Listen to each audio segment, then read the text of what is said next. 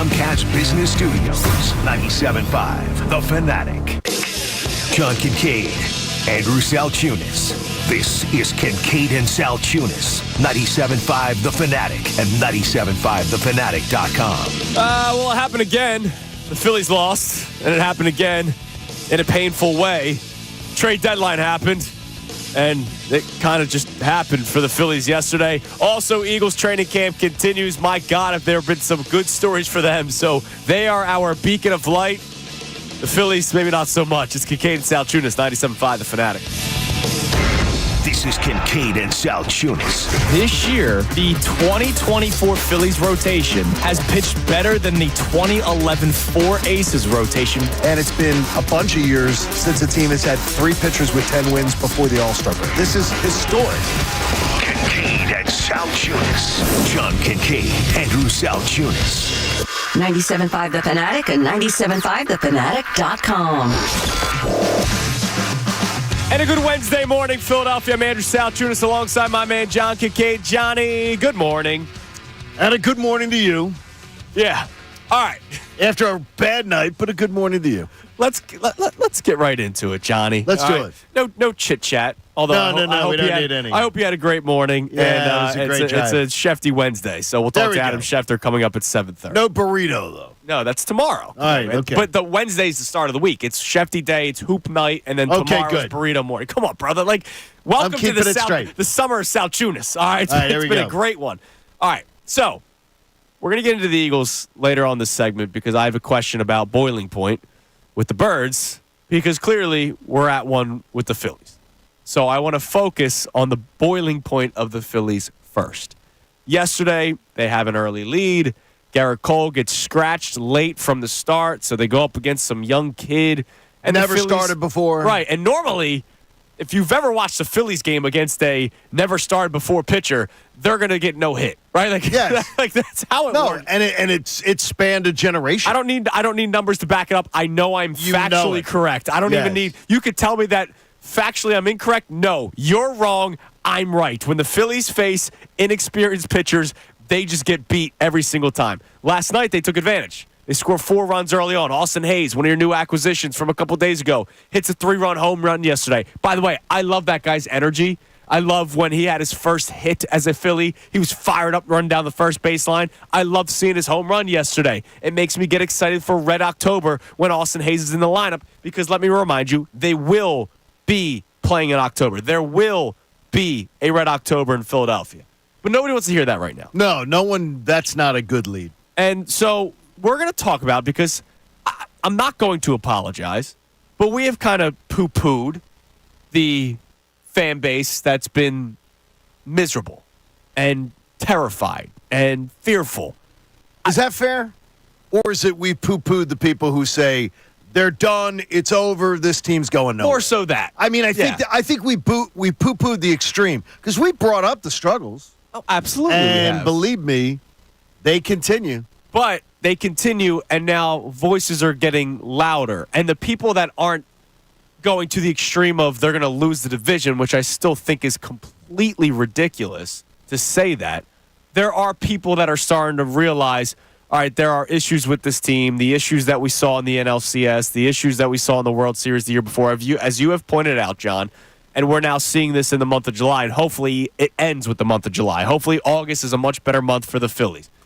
And so I don't apologize for poo-pooing it because we have talked about it, but clearly people are at a boiling point right now with the Phillies. That's different. The people who are at a boiling point, completely justified. There's no argument to be made. They're a terrible watch right now. They have crappy body language like I've never seen.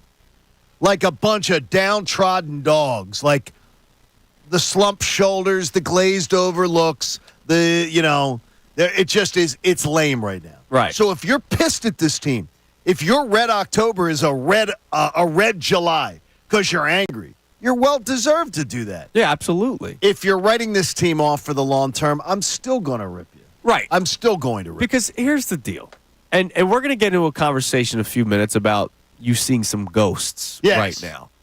And I already have my response to your ghost. So I'm going to let you do that now because I have my response, and I hope that my response will help many people that might be seeing similar ghosts that you're seeing right now. I mean, the Phils are now 23 games over 500. Yes. Which is still a really, really nice mark. Amazing. When you enter into the month of August and you're going to be in the 65 or 66 win club, you are sitting pretty, and as you say, your October is almost guaranteed with all the wild card spots and everything.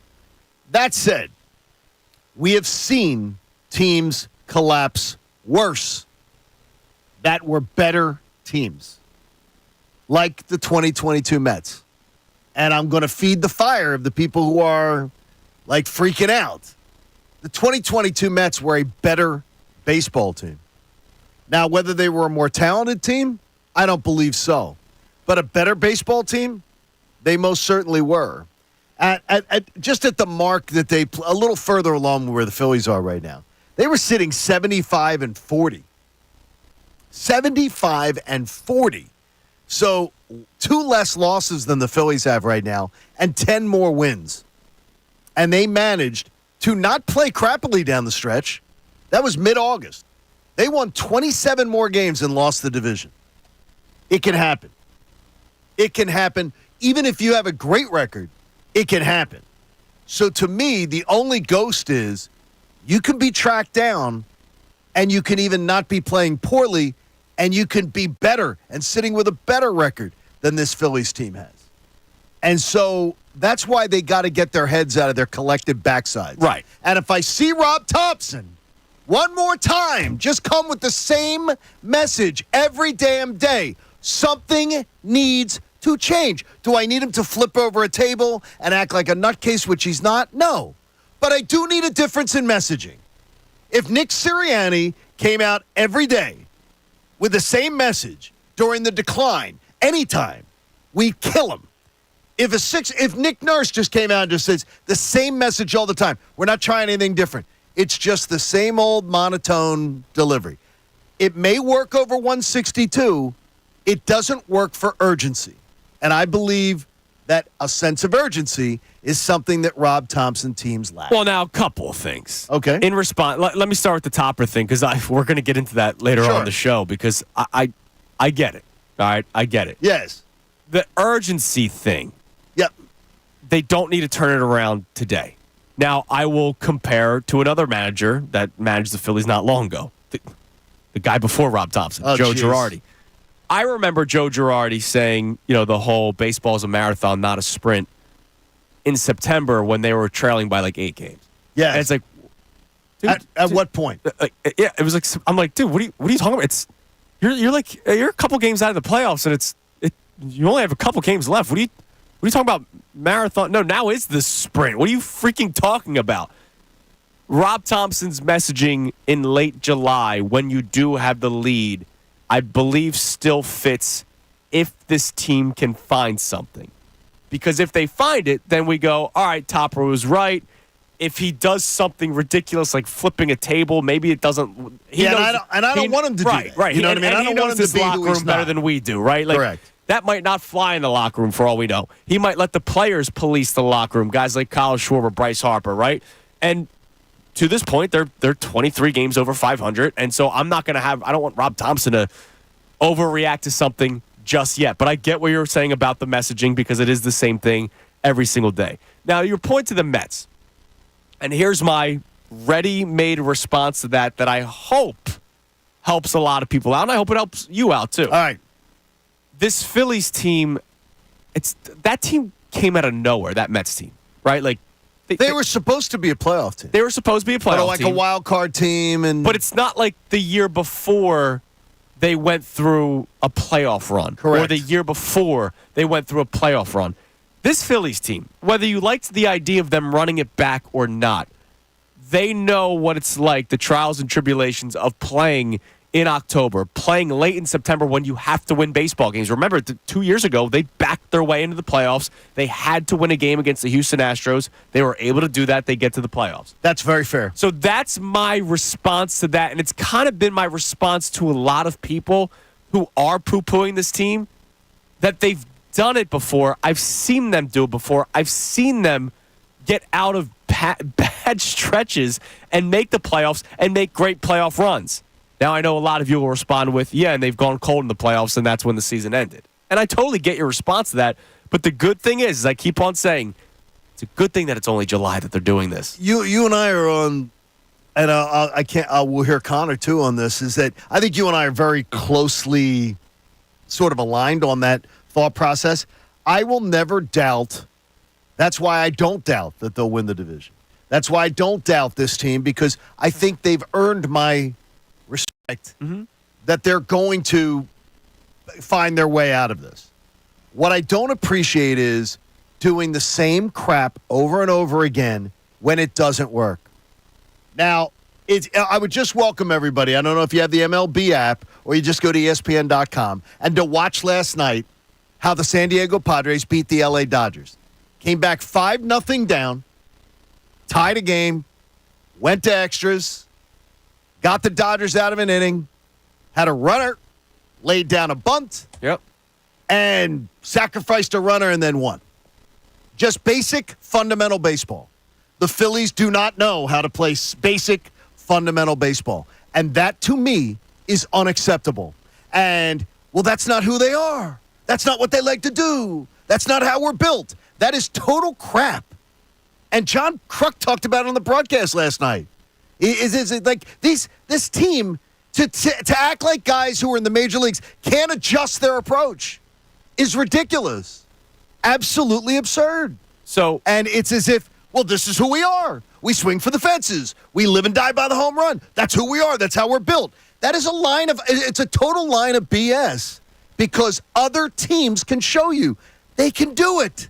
These are major leaguers. But ask them to freaking do it. Here's the one thing. Yes. It was Luis Ariz who dropped down a bunt yesterday for the San Diego Padres. Yes. You started the bottom of the 10th inning with Alec Boehm up to bat and Bryce Harper on second base. And don't we all believe that Alec Boehm, Mr. RBI, is going to be able to come through? And I don't know when the last time Alec Boehm has dropped a bunt down. I don't know that he has I've seen either. Luis Ariz drop bunts down in Major League Baseball.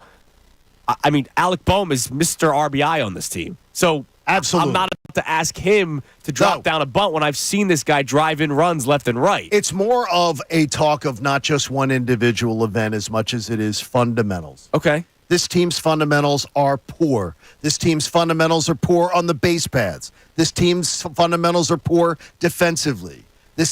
And again, I still disagree. We had a vehement disagreement on it yesterday. Their approach at the plate, to me, is poor. The way they don't, you don't even have to you do not right now have to throw strikes to Bryce Harper to strike him out. And it's a streak. And I fully expect Bryce Harper to bounce out of this and be fine. But you don't have to throw him a strike right now to get him out.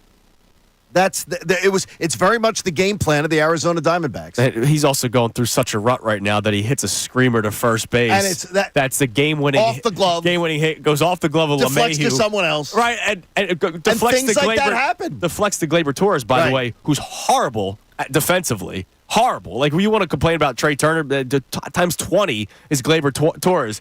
And he makes this play off of deflection and throws to the pitcher covering first base, inning over. Like, that's the thing. Like, Bryce Harper is in such a rut right now. That's what happens too, right? Right, it happens. It's right? like it's like when the guy who makes the fielding error that the ball keeps on coming, and then he has to, like, the next time he has to. It just keeps baseball's I literally tweeted it out last night. I'll read the tweet word for word. Baseball is such a stupid sport. Why do I love it so much? That was after the Bryce Harper ground out. That's truly how I feel about the sport of baseball. I hate it, but I freaking love it. It's the drug that I can't get off of, John, because it's such a beautiful sport with such nonsense that happens in it. I am never a believer that, and I've said it before. I had a college professor last year at Temple who had a brilliant, any business that fails in the United States, the common DNA is that was successful at one point that fails.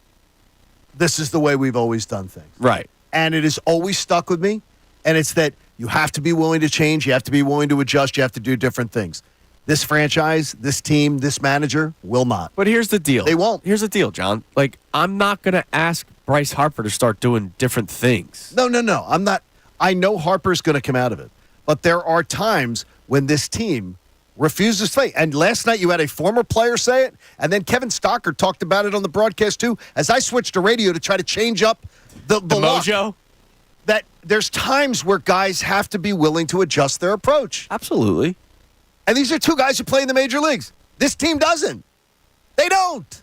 They just keep swinging for you can get them out right now not throwing strikes. Go back and watch the Trey Turner at bats last night. Oh, they weren't You good. can get them out. He swung at a curveball that hit the left-handed batter's box. It was bad. You can get this team out right now in this slump, and it is a slump, but you can get them out not throwing strikes. And hopefully that is unacceptable. It is, and hopefully they do make some sort of an adjustment, or they keep on playing the way that they are, which at one point got them to the best team in baseball. And this is why I think I keep on poo-pooing people that are naysayers right now. Okay. And Connor, I want to welcome you in on this as well. Hey, buddy. Hello. Like, we saw them do this for 3 months, like, at a ridiculous level. I mentioned it yesterday. Franchise record after franchise record after franchise record. That's not fraudulent.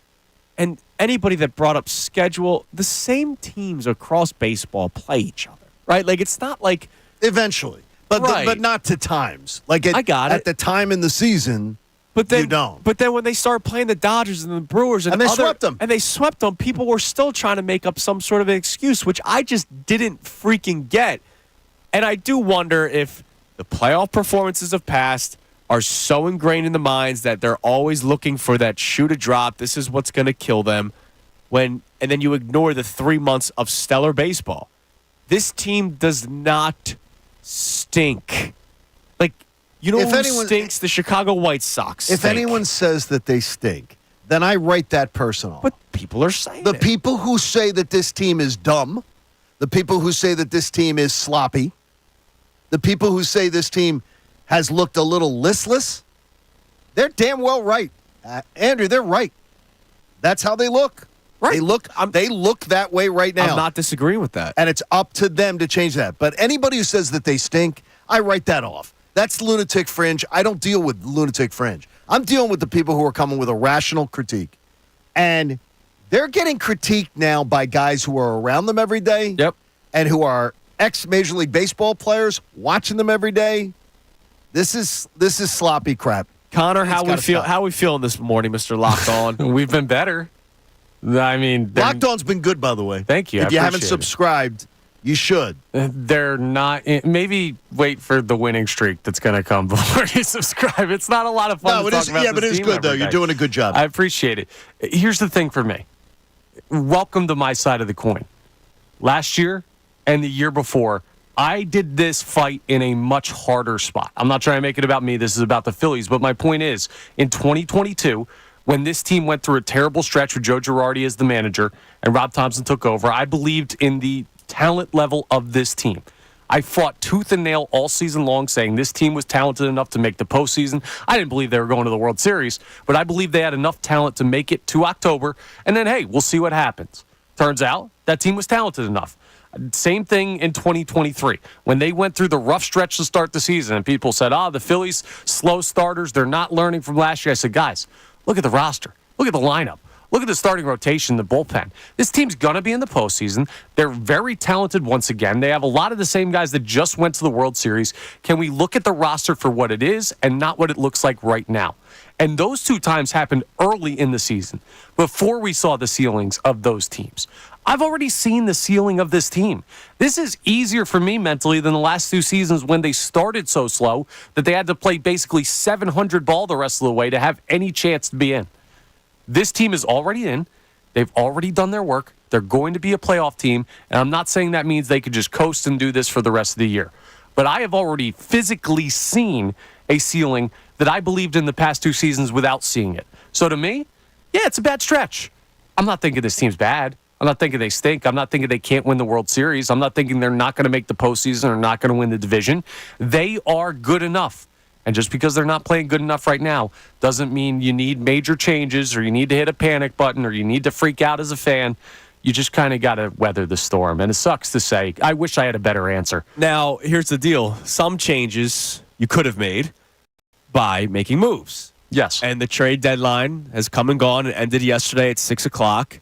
The Phillies did make a couple more moves yesterday before the trade deadline, but none of which really of note. So, coming up next, we will react to what the Phillies did and did not do at the MLB trade deadline. You know how I have felt about the center field position since spring training. Get used to it, because it is what it is the rest of the way. I didn't like it from the beginning. I didn't like it last month. I didn't like it 2 months ago. I didn't like it when they were playing like the best team in baseball. They didn't make a change, and I'm not too happy about it. And so for everybody that's saying, oh, you're going to ignore all the flaws, there's something that I've wanted fixed because I thought it was broken since opening day, and it didn't. So we'll talk about that coming up next. Also, I'm going to find a way to turn this into an Eagles conversation as well. We're at a boiling point with the Phillies. Where are we at with the Eagles? It's Kincade and Salciunas, 97.5, The Fanatic. Fanatic Sports Update. The Phillies are floundering. I'm Connor Thompson.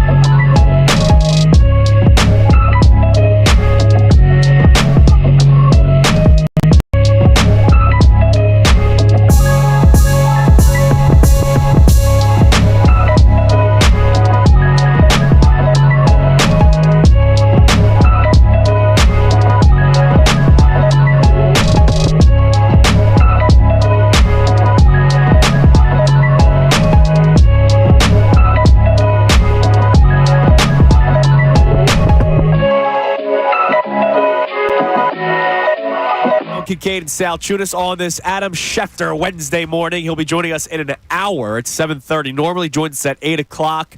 Had to move some things around because of his television duties at ESPN. So he's going to be coming up at 7:30. Exactly. Well, he's still coming on. What the hell are his priorities? Look, he still thinks of us right away. That's all that matters. Wait a minute. Who's paying him more? Oh, wait a minute.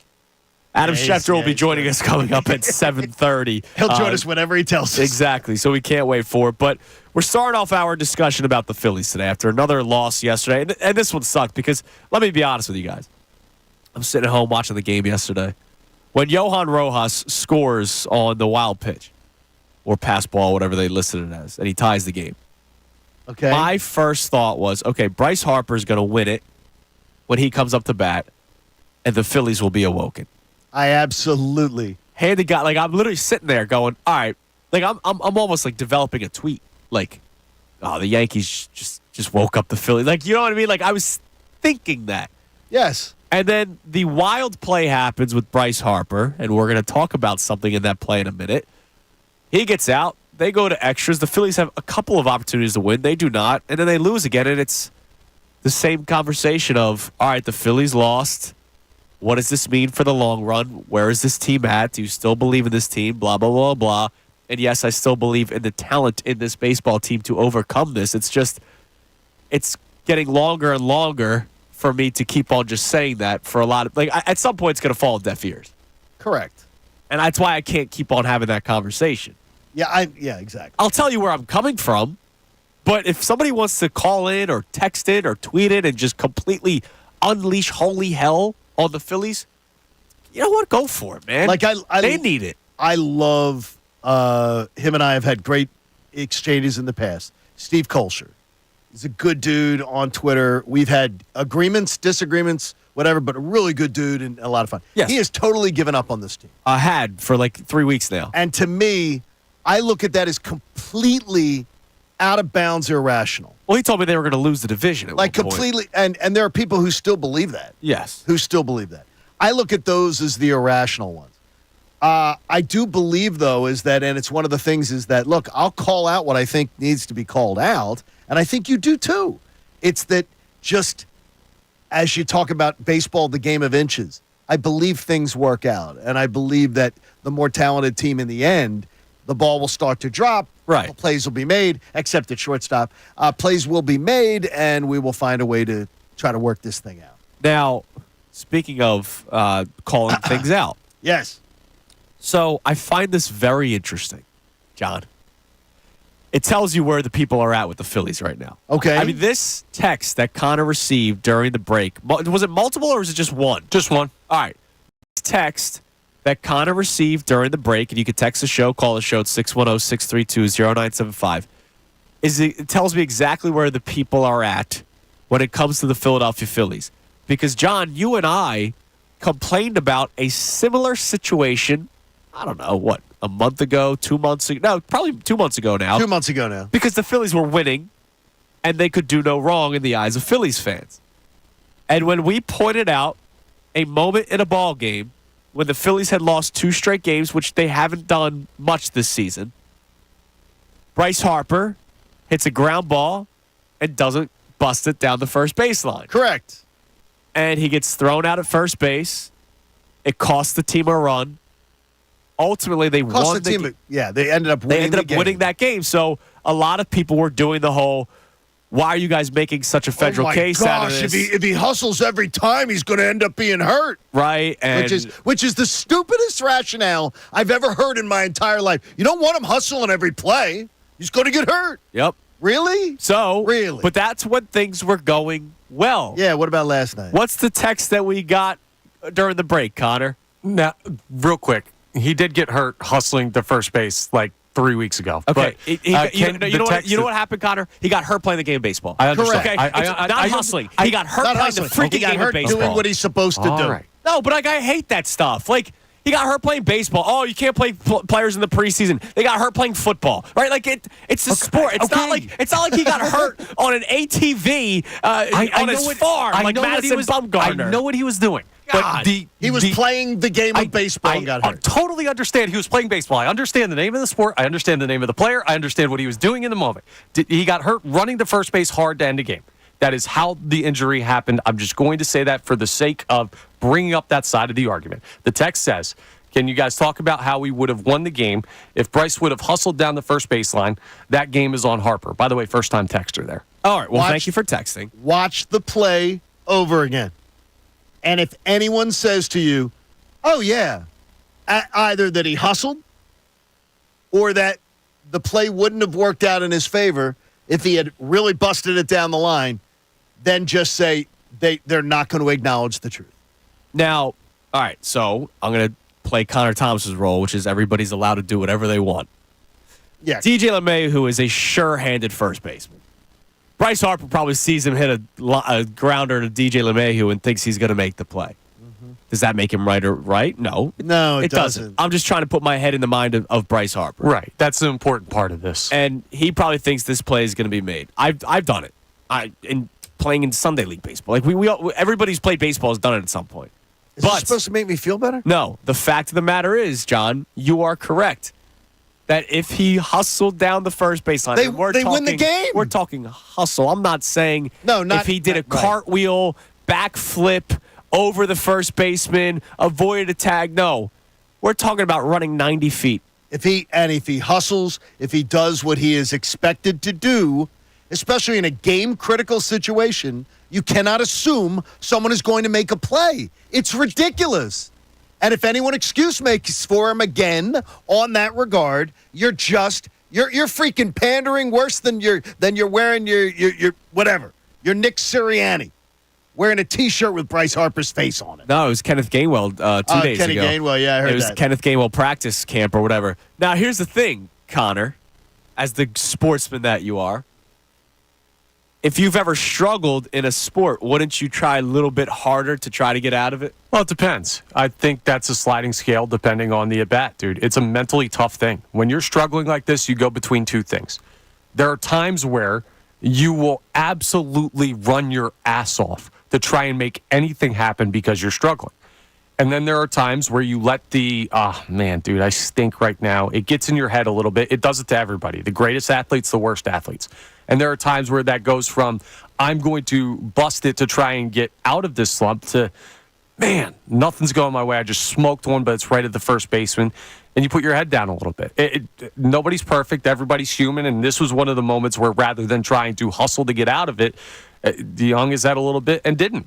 And, well, he hung his head in an 0 for 5 performance yesterday, and he's now 1 for his last 25. And this is not me ripping Bryce Harper. Like, let's make it clear. Like, we're allowed to be critical or point things out where it's not ripping a player and trying to run the guy out of town. Stuff like that when your team is struggling. People ripped us, John, because why should we point out Bryce Harper's lack of hustle when they're winning baseball games? And they won the game. Leave it alone. All right, well, now when you're scuffling, when you've now lost 5 straight series, when you've played below 500 baseball since whatever mark we've been using since the London series, right? This team has been struggling. You got to find any way to win, and that was a way to win. It would have been the luck for the Phillies. It wouldn't have been based off of talent. It would have been straight up luck that a sure-handed first baseman doesn't make that play. Instead, the luck for the Yankees was it goes to Gleyber Torres in a perfect deflection, and Bryce Harper doesn't bust it down the first baseline, which he normally does because we celebrate his hustle, but he doesn't do it last night, and it ends. I can't say the text saying the game's on Harper. It's not, because there was a million other things that went wrong for the Phillies, but that's part of it. Him hanging his head is unacceptable. That's unacceptable. You're in a bad stretch. We get it. We're all feeling it. We're all watching it. And everybody, as Connor's pointing out, everybody can sympathize. There's times in life you want to hang your head. You know what? It's unacceptable, though, at this point. And at that moment in the game, when you have a chance to win the damn game, it's unacceptable. And anybody who spins it otherwise, you are a bootlicker. That's all you are. Just get yourself, just put on, get some pom-poms. put on your cheerleader outfit and go do tumbles on the sideline. You know what's funny is in a much lower stakes environment, being that this is July, Sure. it's very similar to the Tyrese Maxey play in that game against the Knicks. That is correct. Where he gets fouled multiple times, the call doesn't happen. If you've ever been in like a moment, or if you could put yourself in that mindset of an athlete, it's like, yes. What the hell do I have to do to get a call? Ideally, do you get up and play defense? In a perfect world, yes. But if you're expecting something to happen, and you're like, what in the world is going on? You kind of get lost in the moment. Bryce Harper hit that ball, saw it probably right at DJ LeMahieu, and was like, how much harder do I have to hit a baseball to get something to go through? And you just get caught watching. You know what I'm going to tell you, Connor, about it, though? And it pisses me off in a way, not what you're saying, but it pisses me off in mentality of people. There are people who hustle and bust their ass and do everything just to get to a level that they can be enough. And there are people who are blessed with God-given talent and abilities that have absolutely everything in their toolkit that then start slumping and moaning and pouty faces and everything when things don't go well for them. But that's making it sound like Bryce Harper hasn't hustled to get to where he's at. No, he's as far as his hustle's a signature. Right. So don't lose your damn signature because you're having a pouty fest. Right. Don't lose it. That's unacceptable. But this could be one of his. I got to see what his slumps have been in with the Nationals. By the way, this is the worst as a Philly. Right. So that's what I'm saying. Like he's never experienced something like this, and maybe he's not handling it well. And it's easy for us to say, "Get over it, dude." Even though I want to say, "Get over it, dude," and bust your ass down the first baseline. I was saying that when they were winning games. I'll say that when they're losing games. Obviously. I don't know. It's not fair for me to say it, but I'm not going to say it. What? But no, I'm just going to say there's things in life that you have to say, I got to fight through this. Okay. There's things that you got to say. Get out of your damn head. Stop moping around. Life is really damn good for you.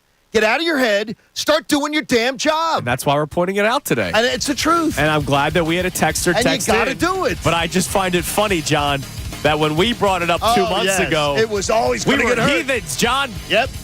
But now that they're losing. I could find those texts. It's all right. We don't have to do it. We're all on the same page right now. The Phillies are not playing good baseball right now. We're not happy about it. All right, so coming up next, we'll get more of your reaction. Text line, phone line. We didn't get to it because the Bryce Harper hustle conversation came into play there. The Phillies did make 2 more trades before the trade deadline, and no, they didn't trade for a starting center fielder. Yes, I'm upset about it. Yes, I wanted Jazz Chisholm. Yes, I am very jealous of what the New York Yankees have seen so far through a couple of games. That's not revisionist history either. No, I've been pretty honest. And I've told you, it's okay to make your best team better. It's Kincade and Salciunas, 97.5 The Fanatic. Kincade and Salciunas, weekday morning 6 to 10.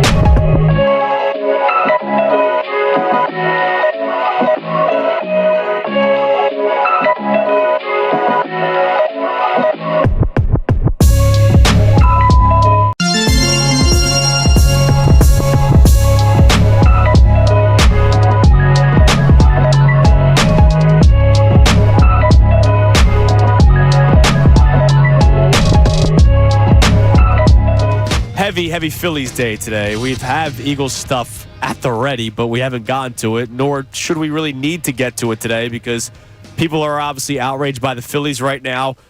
We have not enjoyed watching the Phillies. We might not just be going as extreme as a lot of you saying that the season is over, they're not going to win the division, they're going to lose early in the playoffs. This is like 09, 10, 11 all over again, just without the World Series, right? When they take a step back every single year. No, we're not at that point.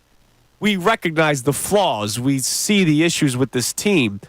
But those flaws that, John, you pointed out, you always say it doesn't matter until it matters, right? Those same flaws that you pointed out got them to this record of 65-42, like one of the best teams in baseball. So yes, with the flaws, every team has flaws. There's no perfect team in baseball. None. And the Phillies have shown that when things are clicking, they are freaking dominant. Problem is they have not been clicking recently, and we desperately need that to change. Now, trade deadline happened yesterday. We know that they acquired Austin Hayes. He had his big Phillies moment yesterday. 2 big hits, the 3-run home run, ties it in extra innings with the little bloop single. So Austin Hayes made his mark with the Phillies yesterday. Unfortunately, it was in a loss. Carlos Estevez, the big reliever that was out there on the market. The Phillies acquired him on the 27th, so 4 days ago. So we knew those 2 moves. But yesterday was the trade deadline, and the Phillies made 2 more moves yesterday. They got left-handed pitcher Tanner Banks from the White Sox, who's, lefty specialist, though.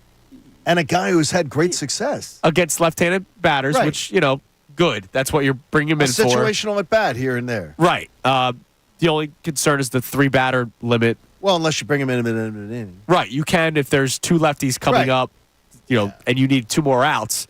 But, okay. They get Tanner Banks. They trade a prospect for him that nobody's going to ever think about ever again in your life. The other move, now this one intrigues me. First off, they trade Gregory Soto, which, look, when they acquired him, I was excited. The guy's got great stuff. Just can't find the zone some days. Is completely wild. And some days? That's a shame. Too often. Because if he could hit his spots, he's good. He was good before he got traded here when he was with the Tigers. And I think he, if coached up, who knows, could be good. The guy's got electric stuff, right? But you acquire Tanner Banks, you trade Gregory Soto, and I think that's to the relief of a lot of Phillies fans. I think people were tired of seeing Gregory Soto come into games. I can't blame anybody for having that. But they get a kid named Seth Johnson, who is in the double A with the Orioles right now. Well, now with the Phillies. He was double A with the Orioles. You know the age? 25. Okay, 25 double A. But how many times have we said double A is better than triple A, right? No, it is. It's better. It's just 25's pushing it a little bit on. Yep, I get you. And he's been pretty freaking good at Double A this year. Okay. They added him to the 40-man roster. So who knows? We could see this kid up at some point this season. If you're not adding him to the 40-man roster just for S and gigs, right? You're going to add him for some reason. And of course, we've been talking about, you and I, John, about acquiring a back end of the rotation starter. So maybe this is another kid that's in some sort of rotation with Tyler Phillips and everybody else. One guy falls off a little bit. He could be better than a couple of the other guys that they've thrown out there until Ranger Suarez comes back. So maybe this is a move that could benefit them this year or maybe down the road as a back end of the rotation guy. Yeah, I'm not going to act like I know anything about any of these people. But he's had a very good year in Double A this season. Yeah, exactly. Throws hard, 97, 98. He was like the 8th ranked prospect in Baltimore system. They have a stacked He's system. already, top 10 now with the Phillies, right? I think I saw that from Jeff Passan that he's already a top 10 prospect in the Phillies organization. If he's top 10 in the Orioles organization, he's top 10 here. Right. The Phillies have done well with their farm system, but that's a good pickup. It's weird how they've moved bullpen arms at the major league level and just kind of replaced them with other guys. They basically went from Sir Anthony Dominguez and Gregory Soto to Carlos Estevez and now Tanner Banks. Yeah. So are those upgrades? Banks, maybe, if he can throw strikes. Estevez over Sir Anthony, absolutely. Yes, absolutely. I think Banks, the numbers clearly tell you, though, he is an upgrade. I think in that situational, those situational at-bat, that guy in the bullpen that you need, I think it's an upgrade. Yeah, but it's much harder with the new rules, like Andrew brought up, to be situational. There will be times, and they also talked about when they made the move yesterday, could he be a longer relief guy? Could he be a guy that converts to a starter? His numbers, hand him a mop. Yeah, his numbers don't really tell me what that guy for a while. That should not be what they're doing. So against lefties this season, lefties are hitting 184 against him, okay?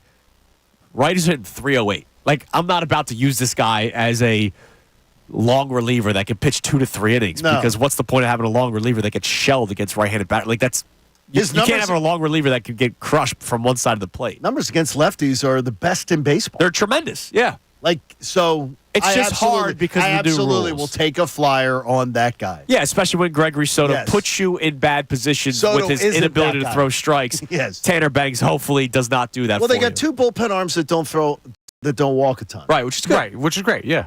Which We've is all good. grown tired of that. Yes. But just let me get on my soapbox. I'm pretty angry that they didn't get a center fielder. Like, you guys know how I felt since day one, and maybe Austin Hayes and the platoon of Marsh and Rojas is better than what it was before. It is, right? Definitely. Definitely. It is better. But You don't think it's enough? you know how I feel about Rojas. You know how I feel about Brandon Marsh. Like, I think they're both stellar outfielders, right? Tremendous. Brandon Marsh with incredible plays yesterday in the field, 2 in 1 inning, right? With the, coming up to make the play in the right field and the one at the wall. He was great yesterday defensively. Fantastic. Went 0 for 6. Johan Rojas is a 230 hitter. Brandon Marsh strikes out way too much for a guy that doesn't hit well enough, right? Yeah, it's just you can't. He has a major hole in his swing, and he is you see glimpses from time to time, but you can't be striking out 50% of the time. Now we're at like 100 bats now. Right. And as you said, this is not revisionist history. So if somebody's tuning in today for Phillies reaction and saying, oh my God, this guy's overreacting just to get clicks. No, I've been saying this since opening day. You've been on Chisholm though. Yes. That's the point I was. And look, do I think he's gonna hit 2 home runs a game? Like, no, I don't. I was not. You were on Chisholm for a while now. I think he would have been loved in this city, his personality. And my God, if he goes out there and hits 2 home runs for the Phillies, he's a hero, right? And unfortunately, he goes to New York and he's killed you so far this year. Literally has killed you so far this series. And the Phillies didn't make a move for him. And I'm disappointed by it. Because I believe, as good as your Phillies team can be, you can always get better. And they ignored center field. And that bothers me. But season's not over yet, so we continue the conversation. You can text in, call in 610-632-0975. We've been chit-chatting a lot, so we'll get to the text line. The call's heavy. Coming your way next. Also, we'll look at some of the other moves around Major League Baseball in terms of the contenders that the Phillies will be going up against. It's Kincade Salciunas, 97.5, The Fanatic. Fanatic Sports Update. The Phillies...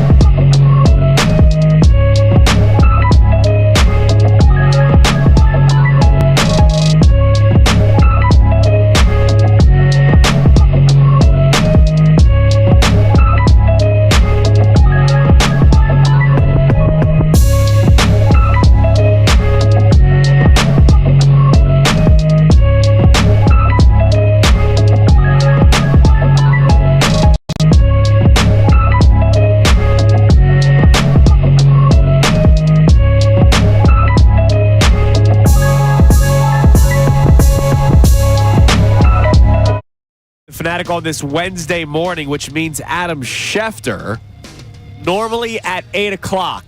He normally joins us at 8 a.m. on Wednesdays, as you know, but he'll be joining us today at 7:30. Had to shift some things around. So we still thank Schefty for joining the show. So he'll be coming up at 7:30. Can't wait to talk to him as we do every single week. And obviously we're going to get into Eagles with him, and we'll get into Eagles as the show goes on. But today's been a heavy Phillies day. Yes. After another disappointing loss yesterday, I guess a disappointing trade deadline. I don't know. Like, how are people? I'm not disappointed. I wish they addressed center field, and I've been saying that since opening day. So and I kind of got the feeling they weren't going to when they acquired Austin Hayes. I didn't think that they were going to get another outfielder. Like, I saw somebody in the national media say they might still be in the market for outfield. I'm like, I don't think they're doing that unless they were going to trade Johan Rojas and Brandon Marsh for I didn't see that they were going to do that. There is now the one talk out of Chicago yesterday when they were talking about the Phillies potentially late being in on Robert. Yeah. Was that White Sox scouts did like Rojas. So maybe in the offseason you see a deal. Maybe. Yeah. Where he comes here. But the price at the trade deadline was just too high. And Chicago, that's almost incompetent. But maybe they are better off, waiting. But to me, I'm not disappointed by the trade deadline. I'm like, what? How many more all-stars do you have to pencil into your lineup? Right. To think this team's going to win. It's the problem you got is, and Dave Dombrowski let it slip in an interview he did, where he talked about the fact is we can't have positions where guys are just there for their glove. Yeah. So to me, that sort of that sort of was an indictment to me on Rojas. Yeah. Okay? But I think he was also talking about second base. Could be. Like, they're expecting a hell of a lot more out of second base offensively. Yeah, of course. So you then have positions where, Brandon Marsh, fantastic left. I mean, he's fantastic in left field.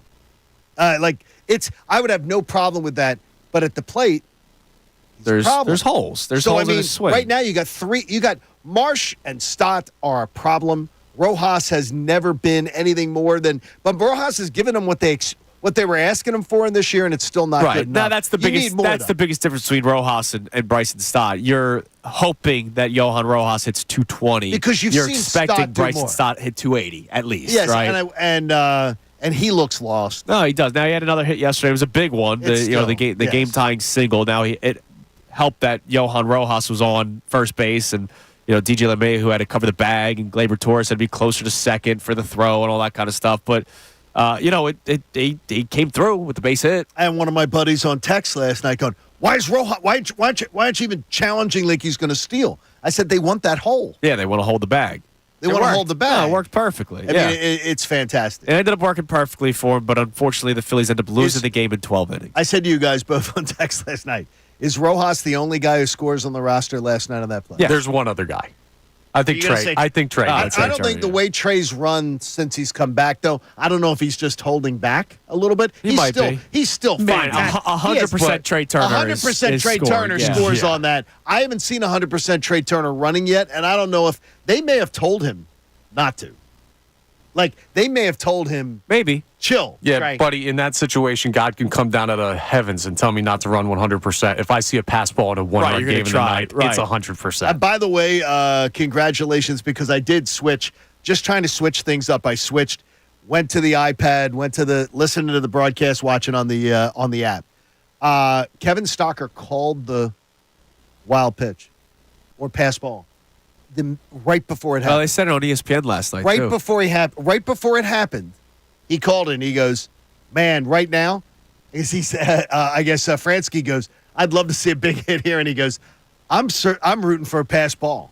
They said it on ESPN. Exactly. It's amazing because he's a sinker ball. And he's a guy who it can be a problem. Right. He also looks like he's like 70 years old. Right. Oh my God, doesn't he? Yeah, that dude looks like a World War I vet. I think he looks like. I honestly, it was funny. Is what did my buddy goes? Can't believe they named a golf after that guy. Let me just ask you. I gotta find it because it made me laugh. He goes, "But when did the Pirates acquire Jim Leland as a reliever?" And we just looked at that the other day. Did I show you the picture? No, you showed it to me. Yeah, like Jim Leland at the age of 42, I said I showed Andrew a picture of Jim Leland and said, "How old's Jim Leland here in this picture?" And he goes, 50? I said, 42. And Yeah, he it's goes, amazing. Oh, my God. He's the same age. He is. He aged poorly, but then once he never reached, aged. he Yes. reached, he never So aged. ripping yeah. heaters in the dugout will do that. That'll do that too. It yeah. will. Bottom line, the trade deadline. Like, you know what's weird for me? Because, Andrew, I know you wanted to do more, and I fought your tooth and nail. I was like, they did basically what I said they needed to do. Yeah. And I'm still kind of disappointed. Well, that's the thing, because just because they did what you think they needed to do or what you expected them to do doesn't mean what they did was correct. I think it was correct. I think And- it, and I I'm think still, it, I think and it I'm was still too. kind of annoyed. I'm. Can I Do Look, it. yeah, go ahead. This is just safe. You're a safe place here. No, you're not. I get that this is all across baseball, and not any team's perfect. But if you were to tell me, hey, we can either have one really good player or we can try to put together two and platoon them, I'd rather have the one really good player. Like what the Phillies are basically selling you and have sold you since day one of this season. Hey, we feel good with two guys splitting the season in center field. And sorry, selfishly, because I'm a selfish bastard. I am a millennial. I want what I want, and I want it now. I would rather have one good player instead of having to platoon. And I know the Phillies in 2008 platooned. They won a World Series with Jeff Jenkins and Jason Worth platooning during the regular season. But what happened in the playoffs? Jason Worth was the better player, was in the lineup every single day, and he was clearly the better player. I can't tell you that Brandon Marsh is a better player than Johan Rojas. I can't tell you that Johan Rojas is a better player than Brandon Marsh. I don't know who the better player is. They're both great in the field. They both have holes with their swing, and I think that costs them. Now, you could say that, okay, Bryce Harper shouldn't go 0 for 5. Castellanos shouldn't go 0 for 4. Trey Turner shouldn't go 1 for 6. It shouldn't be up to Johan Rojas and Brandon Marsh. But here's the deal. They're in the lineup. They are in the lineup, so they have to do something. It's like the Sunday League when a guy has to go home early and it's an automatic out because that guy's spot in the order came up. That's what these guys are sometimes. Not every single game. Brandon Marsh had a home run the other day. That's great. But there are times when there could be runners on base and he's going to strike out because he strikes out way too much. Johan Rojas might hit a little dribbler, and because of his speed, he gets to first base. But if he doesn't get to first base, it's a week out that did nothing for your team. You feel a little better now? But no. I think that's I got pent-up frustration. No, but it's understandable, and I think people are going to share it with you too. But the idea, the one thing I would say is that to me, Marsh is clearly the better hitter than Rojas. Yes, that's true. Rojas is distinctly better in center, and I think Marsh is spectacular in left. It's just, but they're not going to play at the same time. They're not going to play at the because same Austin time. Hayes got it looks like the everyday job in left field. Those two guys are going to platoon. And look, you can win with platoons. I know it. I'm not dumb. It's just I don't think my platoon options are that great. But why are they going with the platoon? Because the organizational philosophy is analytics tell them to platoon.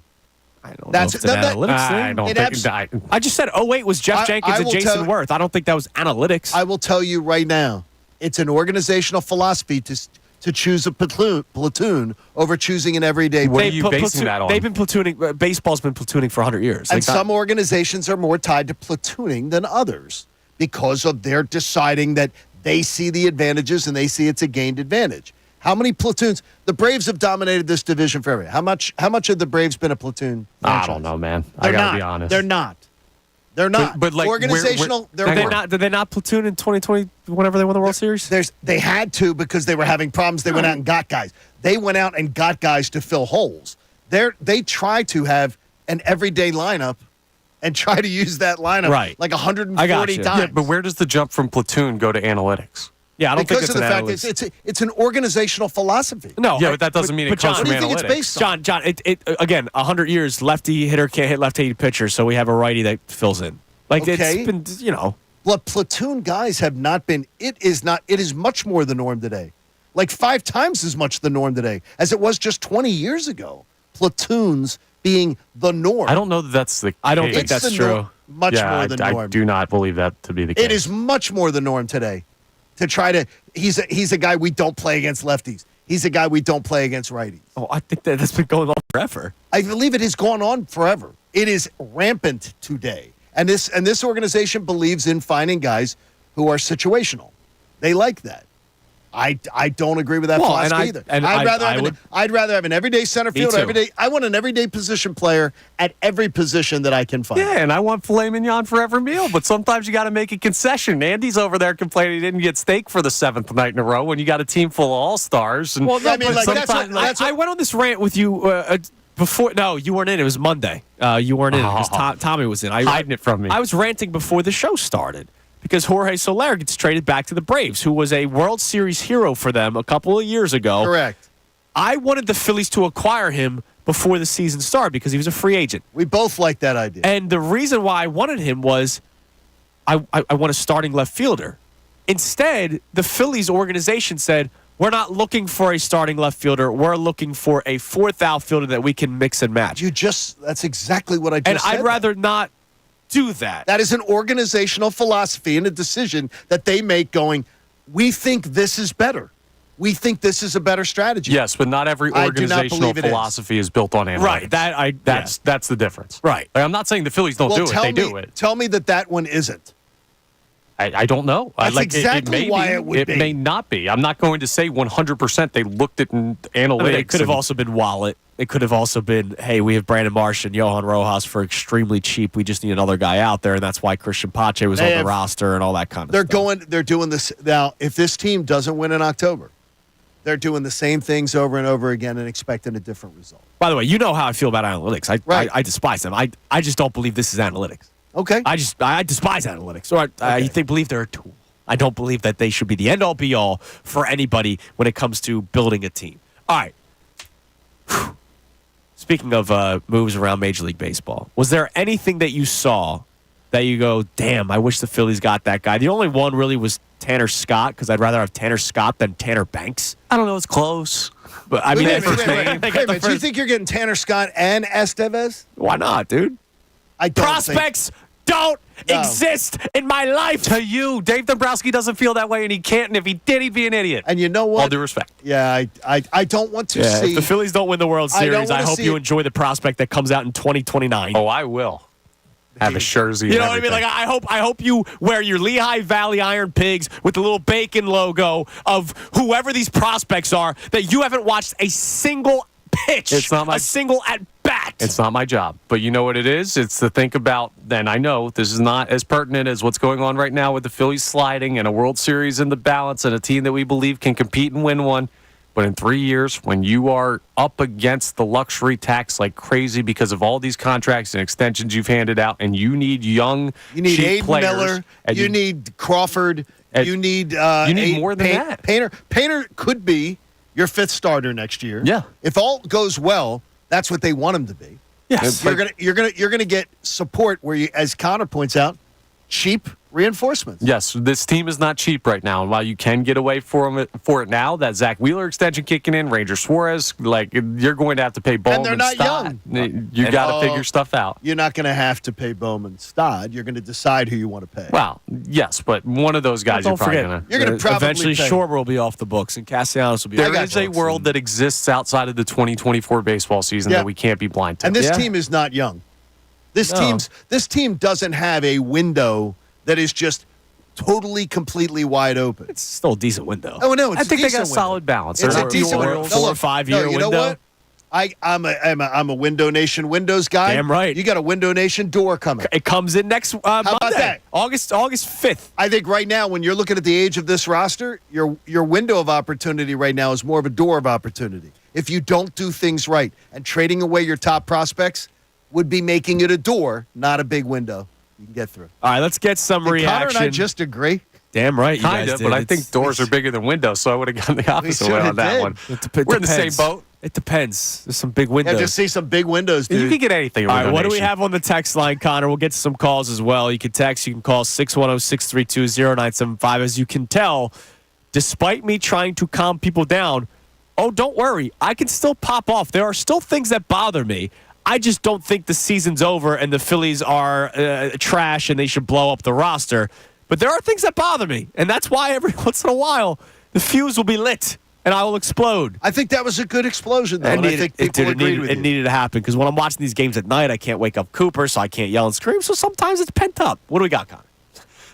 All right, Joe the Cynic checks in here. He says, I thought Dave Dombrowski is known for selling the farm for established studs. They're closer than ever, so why do we still have our future Hall of Famers in the system post-trade deadline?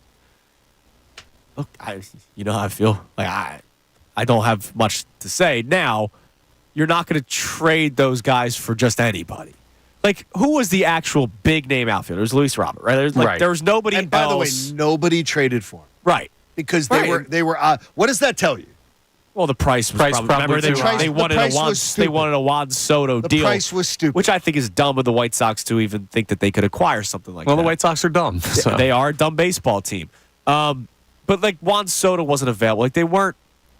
And we had this conversation a few weeks ago. Like, as much as I want to trade for the best players out there and give up any prospects for them, there weren't really big names. The biggest names were bullpen arms. Yep. Right? Like, yeah. Who was the big name middle infielder that got traded? Like, there was a bunch of guys. Guys were traded, but there wasn't, like, some monster trade where you're going to say, that's going to be this big trade that's going to uplift them. No, like, I heard, the biggest names were like Jack Flaherty and Flyers. I heard people complaining yesterday on this radio station that they didn't trade for Mason Miller. Again. Wasn't on the table. He was not available. It's like people are going, man, Dombrowski, he wouldn't pay the price to get Mason Miller. He wasn't available. The A's weren't trading their best talented player. For God's sakes. And by the way, he'll be good enough. He'll be young enough when they do find a way to put talent around him. My God, it's like people are criticizing Dombrowski yesterday for that, and my head was going to explode. Yeah, sort of like you did there. But I like that. That was good energy. I needed it, man. I needed it. All right, let's go to Mitch in Phoenix. He knows how to bring the sunshine to the table. What's up, Mitch? I didn't hear what you said. Can you repeat that? I said I know that you know how to bring the sunshine to the table. When I'm miserable, you'll pick me up. That right? Phoenix sunshine, right, Mitch? You're going to pick me up today. No, you guys aren't miserable. You're stating the facts. I don't think you're panicking like probably most of the Philly people are. Correct. But, you know, it is what it is right now. They're flat. Their bullpen is tired. And before I even get to Jazz Chisholm, the dumbest rule change I've ever seen is putting the guy on second base. I hate it. Because you go into an extra inning. I hate it. Yeah. It's so stupid. It's the stupidest thing ever. And ultimately, it's just to try to end the games quicker. That's literally the only reason why they have it. Well, I understand, but it changed the face of that game last night. Oh, yeah, absolutely. And you have a great baseball game like that, Mitch, and then you start playing some like kicks in soccer. It's stupid. And you want to know something? The Phillies couldn't even take advantage of the rule because they don't move people. You don't do that. You don't do that when you're with the Phillies. They don't have to do that. No, Mitch, they have guys who can't do it. Yeah. It's not what they do. They have guys that can't do it. It's amazing. You're bringing up the Padres yesterday. They had a guy that could do it. It's amazing. I heard that the Phillies don't even know what the bunt sign looks like.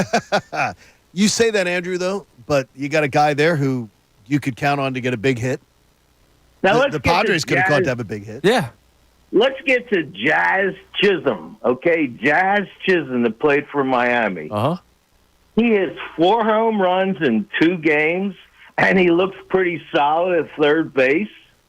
That's the guy you had to go after. Oh, yeah. And Andrew wanted him. Since day one. You wanted him for center field, Mitch. and you kept saying it. And right, he wouldn't play third base here. He'd play center field. But it's the name that kept recurring with you. Now, over and over. now let's take ourselves out of the moment for a second. Okay. Because as unlucky as the Phillies have been, I just said he's not going to hit 2 home runs every game. That's not going to happen. This is not for you. This is more for people listening because I know you understand this. But like Jazz Chisholm is not Barry Bonds. No, he's not. And to have him be moved, and then the first series he plays is against you, and he hits 4 it's home runs amazing, in 2 isn't it? days. It's just incredible like, theater. Come on, dude. But let's let this play out a little bit more before we say Dave Dombrowski's the dumbest. Like, that's Well, not. here's the thing. So somebody tweeted at me saying, like, why are you so upset? Like, he's the most overrated player in baseball. Here's why people think he's overrated. Because he was the cover athlete for MLB The Show. And he should never have been the cover athlete for MLB The Show. They just didn't want to do Ohtani back-to-back years because Ohtani is by far the best player in Major League Baseball. Do I believe Jazz Chisholm's a cover athlete? No. Do I believe that Jazz Chisholm is an upgrade from both Brandon Marsh and Johan Rojas, collectively, maybe not with just the glove, I'm saying collectively, overall baseball player, 5-tool, whatever you want to use, whatever metric. Yes, he's better than both of those guys. And I think they missed out on that. I think they could have acquired him a couple days ago, and they didn't do it. And all this stuff about, the Yankees won't like him in the clubhouse. I think they're liking him right now. All right. Coming up next, Adam Schefter will join us. Normally at 8 o'clock. He joins us coming up next at 7:30. Then we'll get back to the Phillies discussion, as today's a big Phillies day on Kincade Salciunas, 97.5 The Fanatic.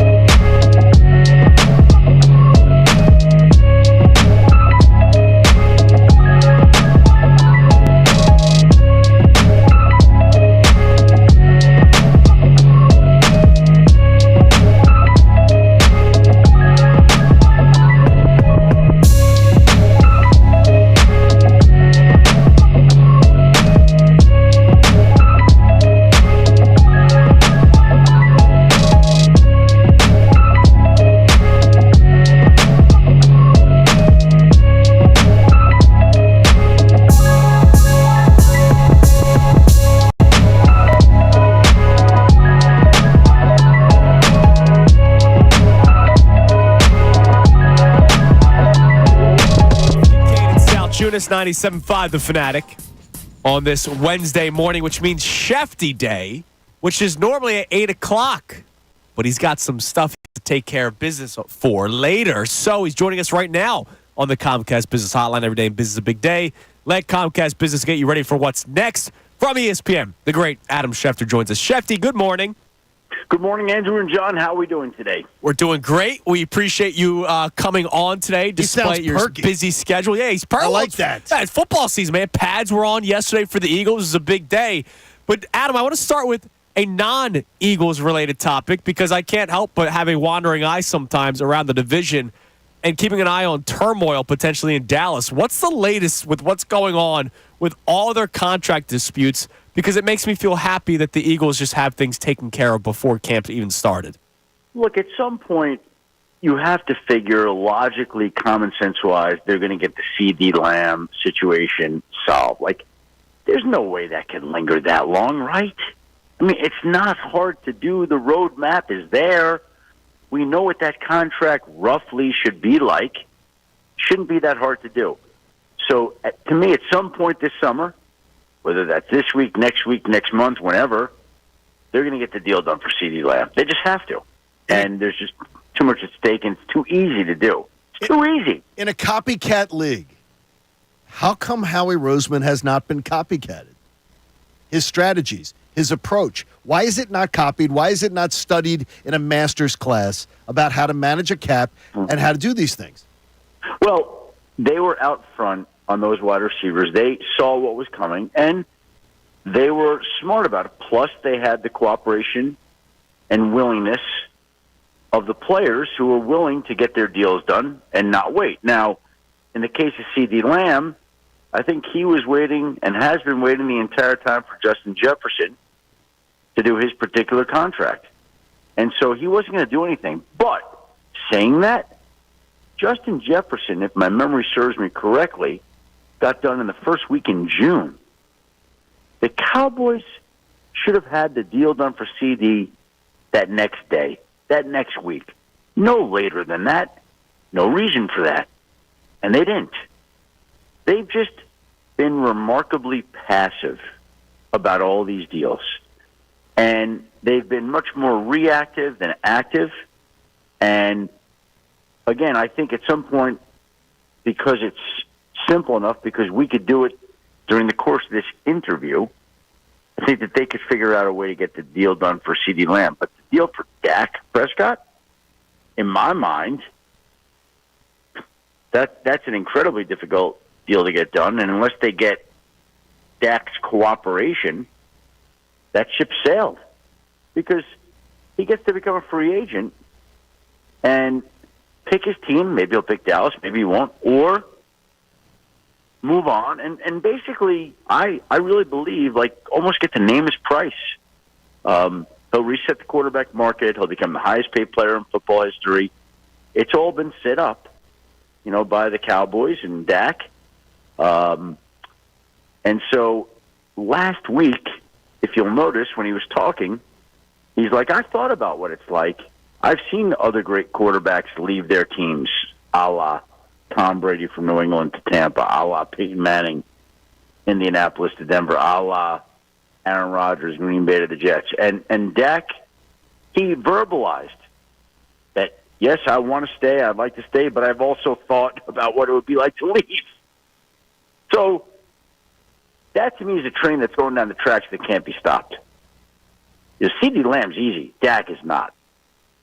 Schefty, last week, Vic Fangio spoke, first time since training camp started, and he was, pretty honest about the question marks defensively, and we celebrated, right? Like, we appreciated honesty from a coach in Philadelphia because Nick Sirianni's more, he celebrates his guys and maybe isn't as critical to the media. He will be in practice, but not to the media.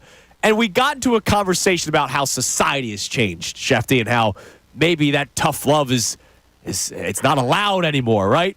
I want to know what could be as close to the real story of what happened in Miami last year, because clearly once Vic Fangio left, took the job here in Philadelphia, players started speaking out about how it wasn't great with Vic Fangio in Miami last season. Well, you first of all, you have to know, who Vic is and the type of person I've known Vic for a long time, and he is exactly what you would think he is. He's an old school football coach, Pennsylvania guy, families in Pennsylvania, and he's not up on the current trends of society, and I don't really think he cares too much about that. So, he's going to do what's always worked for him in the National Football League. It's made him one of the top defensive coordinators in NFL history, in my mind. And some young guys, they might not like that. I also, again, the whole thing last year, in every way, to me, was unfortunate because he shouldn't have been in Miami. He should have been in Philadelphia all along. And he went down there, and that goes back to the Super Bowl and losing Jonathan Gannon and when things were said and revealed and done. And by the time Jonathan Gannon had accepted officially the Arizona Cardinals head coaching job, Vic had already taken the Dolphins job, which in a perfect world he wouldn't have left anyway. He would have just stayed. And I just don't think the whole thing went the way that anybody really would have wanted it to go. And so Vic is back where he should have been all along, doing what he should have been doing all along, with the team that he should have been with all along. And, it may not be for everybody. You may not like exactly how he does it, but it has been very effective over a very long period of time. If you're some 22-year-old rookie coming into the league, Cooper DeJean, Quinn Emmett, whoever it is, to me, you have to understand everything that he's accomplished, everything he's done, everything he's been through, and why he's been successful. So, and Vic probably has to understand, the way that some of these guys are today, younger guys. That's fine. I got that. It's not just a one-way street. It goes both ways, but you can't argue Vic's track record. If you were to suggest what the greatest impact we will see on the Eagles' defense, knowing the personnel and knowing what they've got to work with, where do you think we'll see the greatest improvement for the Eagles? I just think it's going to be a sounder unit. They're not going to make as many mistakes. There won't be missed assignments, missed tackles. There won't be those types of mistakes that were more regular last year. Now, I don't know what personality this defense will take on yet. I don't know that anybody knows. It's probably a little early for that. Just think that some of the mistakes, guys not being where they should be, I don't think that's going to happen as much this year. Schefter, there was another report, again, this time from your colleague Jeremy Fowler, that Bill Belichick has his eyes on the Eagles' job. Look, obviously, the Eagles... If it opened up. Right, if it opened up. Let me go ahead. Belichick. I got it. It's sexy to say that, right? But not to me, it's not. Yeah, but, Bill is interested in coaching next year. I don't think in some vulturish sort of way that he's looking at any job in particular. Boy, I really want that Philly job. Boy, I want that. We all know the teams where there are questions. And by the way, there may be questions today, July 31st. And as I've often seen in the National Football League, you have questions about a team, and all of a sudden that team jumps out to a fast start. There's no questions about that organization and the future of its coach. And then there are other teams that go into the season, you don't think there's a question, and all of a sudden they start losing games, or lose a player and they lose games, and all of a sudden there's questions about that coach. My point to you is this. We might think we have an idea of coaches on the hot seat today, but I guarantee you it's going to look a lot different in September and October and November. I guarantee you. And Bill Belichick, as somebody who respects the profession too much, is sitting back, and yes, do I think he'd like to be a coach again? I do. Do I think he's getting ready for that? Yes, he is. Do I think he's got his eyes circled in a predatory way on a team like I do not believe that. What's a team that you've heard some interesting things about in training camp that maybe raised your eyebrows a little bit, and do any of them affect the Philadelphia Eagles? Well, we talked about Jaden Daniels being a key to Washington and them turning around that season. I still think that that's something that the Eagles have to be very leery of. Like, when you watched Hard Knocks, you saw that the Giants would have been willing and interested in trading up for Jaden Daniels to 2. And like I said, there have been people in personnel departments that have said to me that they believe that Jaden Daniels is Lamar Jackson 2.0. Wow. Now, it doesn't mean they're right. We're going to find out. But again, if they are right, if he is that, if he is Lamar 2.0, how do you feel about having Lamar 2.0 in your division? Not really digging it. Yeah, no, I wouldn't really. Yeah. I wouldn't really want that, Shefty. All right, last thing before we go, you brought up Hard Knocks. I'm curious. If the Giants end up looking really bad because of Hard Knocks, right? The whole Saquon Barkley situation. Will teams be more hesitant? I don't know if they're clamoring to be on Hard Knocks to begin with. Don't they have to do it? I think, I don't know the exact rules, but does Hard Knocks continue if owners and GMs look maybe as bad as the Giants could look, depending on how the Saquon Barkley situation plays out here in Philly? Well, listen, I'm all for, I love access. I love seeing things behind the scenes. I love seeing how things are done. It's great. Bravo. I'm surprised that there is a team that would be willing to do that, because they have created certain storylines for the season. I mean, it was the GM who said, that the quarterback gets it done and he's going to be their guy for 10 years, or it's time to pivot. Those are his words, right? Right. So everybody knows, even though we think it, we say it. Another thing for the GM to actually say it. You have them talking about whether or not Saquon Barkley's worth it, and we can't have a $40 million quarterback handing off to a $12 million a year running back. And so, you have that issue. Like, Saquon's going to come out fired up for the first game against the New York Giants. He just is. So you have that. And, there are certain storylines that develop that just come out, and it's inevitable. And so they just created more. So that's something that's it. Do I think teams are going to want to do that in the future? I do not. I don't know why the Giants did that. But I don't know whether they were forced to, whether they volunteered to, whether it was a promotion with their 100-year anniversary. I don't know the backstory as to how it happened. I'd be curious. But I'm sure that the people who are actually on camera, do you think that Joe Shane wanted to do that? Do you think that Brian Daboll wanted to do that? I don't think so. Shefty, you're the best. We always appreciate it. Thanks for moving some things around, for coming on today. And we'll talk to you again next week, okay? Thank you, guys. I appreciate it. Have a great day. We'll talk. Take care, buddy. There he is, Adam Schefter on the Comcast Business Hotline. Every day in business is a big day. Let Comcast Business help you move forward with what's next. And, of course, he was brought to us by that great people at Landis Block. Create your very own jaw-dropping backyard paradise online at landisbc.com. All right, coming up next, we react to some of the things that Adam Schefter had to say. Of course, we always play the 5 best minutes at 9:10, but we'll also hit up the text line, because I know the Phillies are on everybody's minds right now, and we're not going to ignore that today. It's Kincade Salciunas, 97.5 The Fanatic. Philadelphia Union Soccer. Danny Pickett pocket. He does. Look.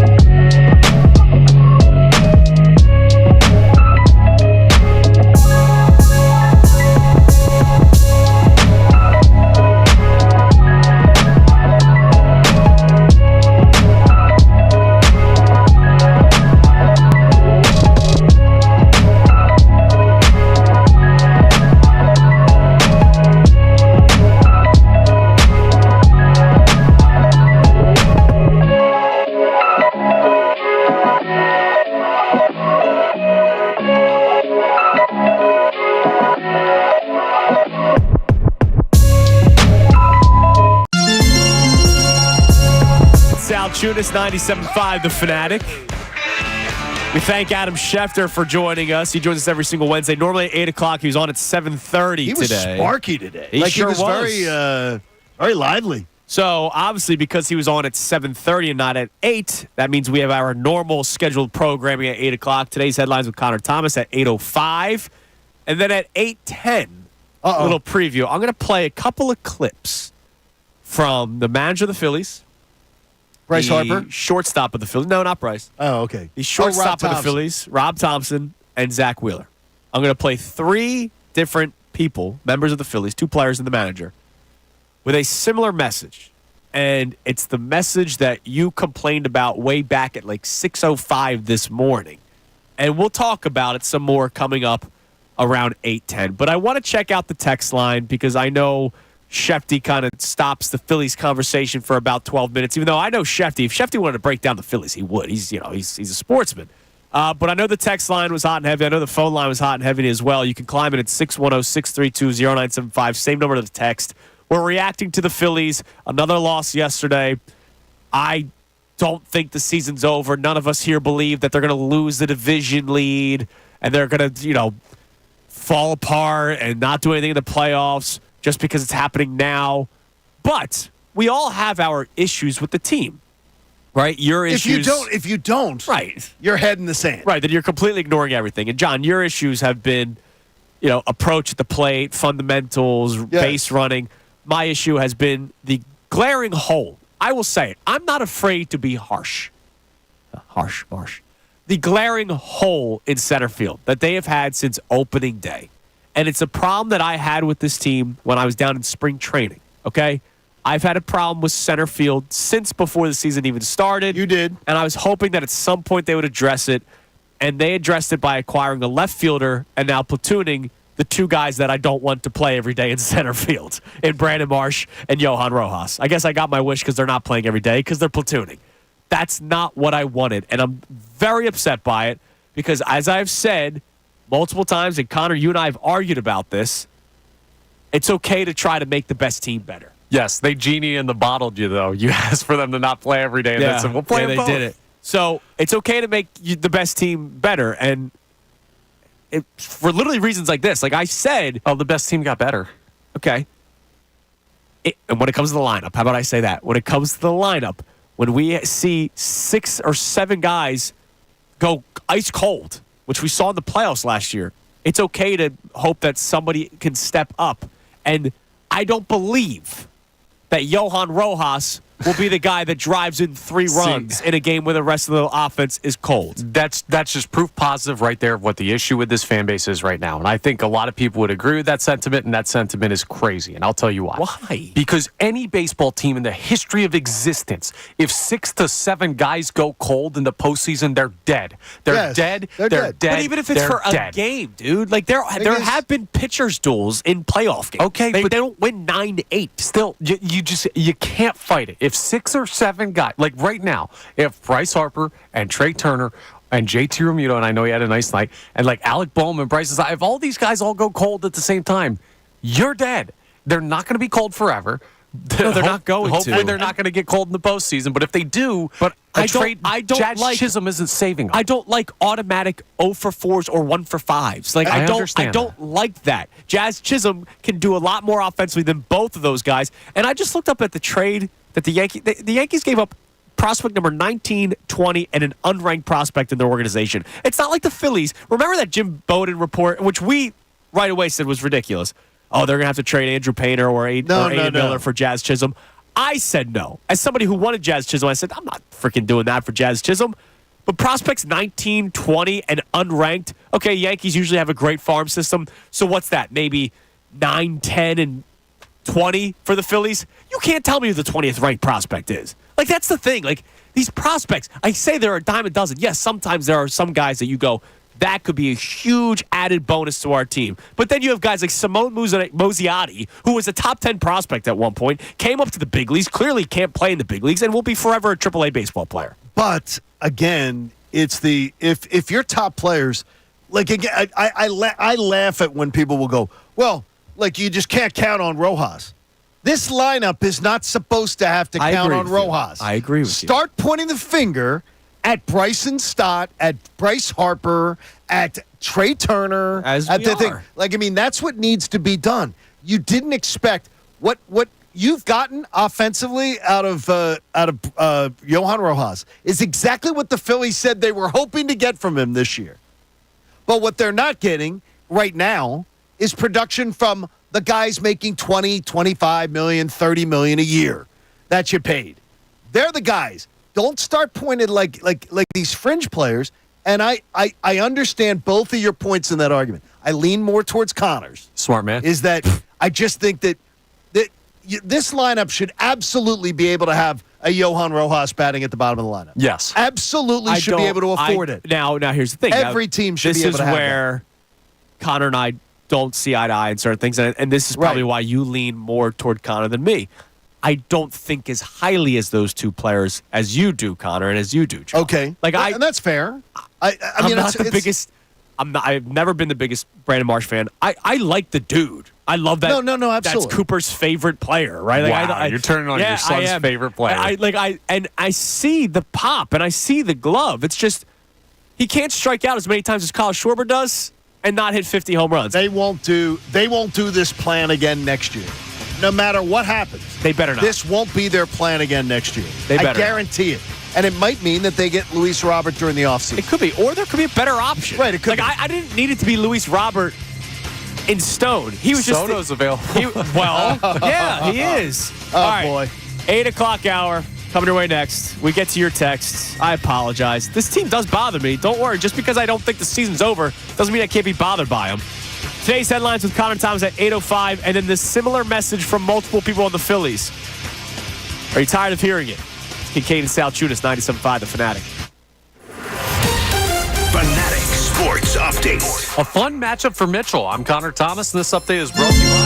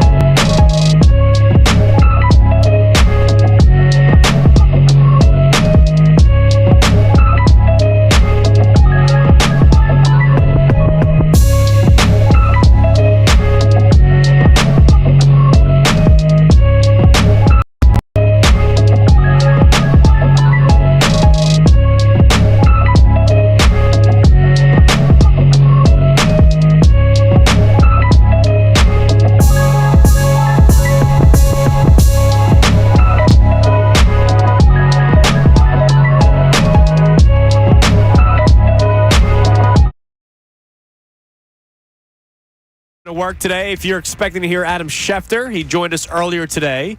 You'll be able to hear it again on 97.5thefanatic.com. We'll also play our 5 best minutes of Shefty at 9:10 like we do every single week.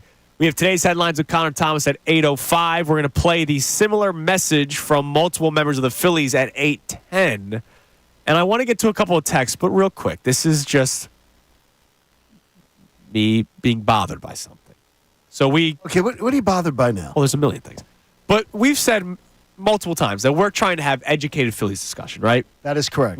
Yesterday's show, along with our Eagles discussion, was educated reasons why the Phillies are not playing well, and it's not. And we heard a few. And it shouldn't be. They're cursed. They stink. Blah blah. So I see a tweet, and I'm not even going to read the handle out because I don't want to. People start flooding the message. Flooding his mentions. Okay.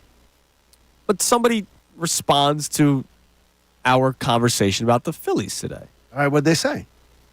And he says they can miss the playoffs. They lost 5 series straight. If Harper doesn't get red hot and Turner plays like the way he did the whole time he's been there, except for the small sample size when he came back from injury, this team is done. And then he follows up by saying, Castellanos was playing well this season, but he hasn't given you anything lately. And he can't turn it on when he's bad. He's a strikeout every time unless he's hitting into a double play. So that first sentence of that second tweet, Castellanos was playing well this season but hasn't given you anything lately. I disagree with that. If it's the opposite. He actually had a horrible season until lately. So, that tells me this guy's not been paying attention. No, this dude don't know ball. Sure. Or they're just not paying attention, but because the Phillies are a talking point and they're losing, people want to pile on. That's not fair to Castellanos. It's not, because Nick Castellanos has actually been one of, if not your best players in the month of July. In the horrible month of July that this team has had, he's actually been consistently good. No, I like it. June, May, April, no, the guy was hitting below 200. Right. But that clearly tells me that this guy who thinks the Phillies will not make the playoffs now, not just lose the division lead, isn't not paying make attention. the playoffs, he's clearly not paying attention. Or he already has a narrative in his head that he doesn't like Castellanos and he's just continuing to perpetuate it. I can understand there's been a lot of frustration with Nick Castellanos since he's been here. But he said he was having a good season. But the thing is that he's one of their better. If he had said that about Bryson Stott, I'd buy it. Yeah. But no, he said it about a guy who was actually bad and then turned it on recently. I don't understand it. All right, what do we have on the text line, Connor? I'm sorry. There's just little things that bother me. Yeah, today. you're getting agitated. I'm nasally today. Cooper actually slept, so I got some energy today. Hey, Connor, what do we got? Right. Jeff from D.C. checks in. Hi, Jeff. And he sends us the Aaron Rodgers relax, all spelled out. Oh, come on. Hang on. His text is not one word. Jeff is one of the nicest people I know. He says, this is baseball. This is part of the long 162-game season, bottom line, and this is true of every contender. If the stars don't hit, they ain't winning anything.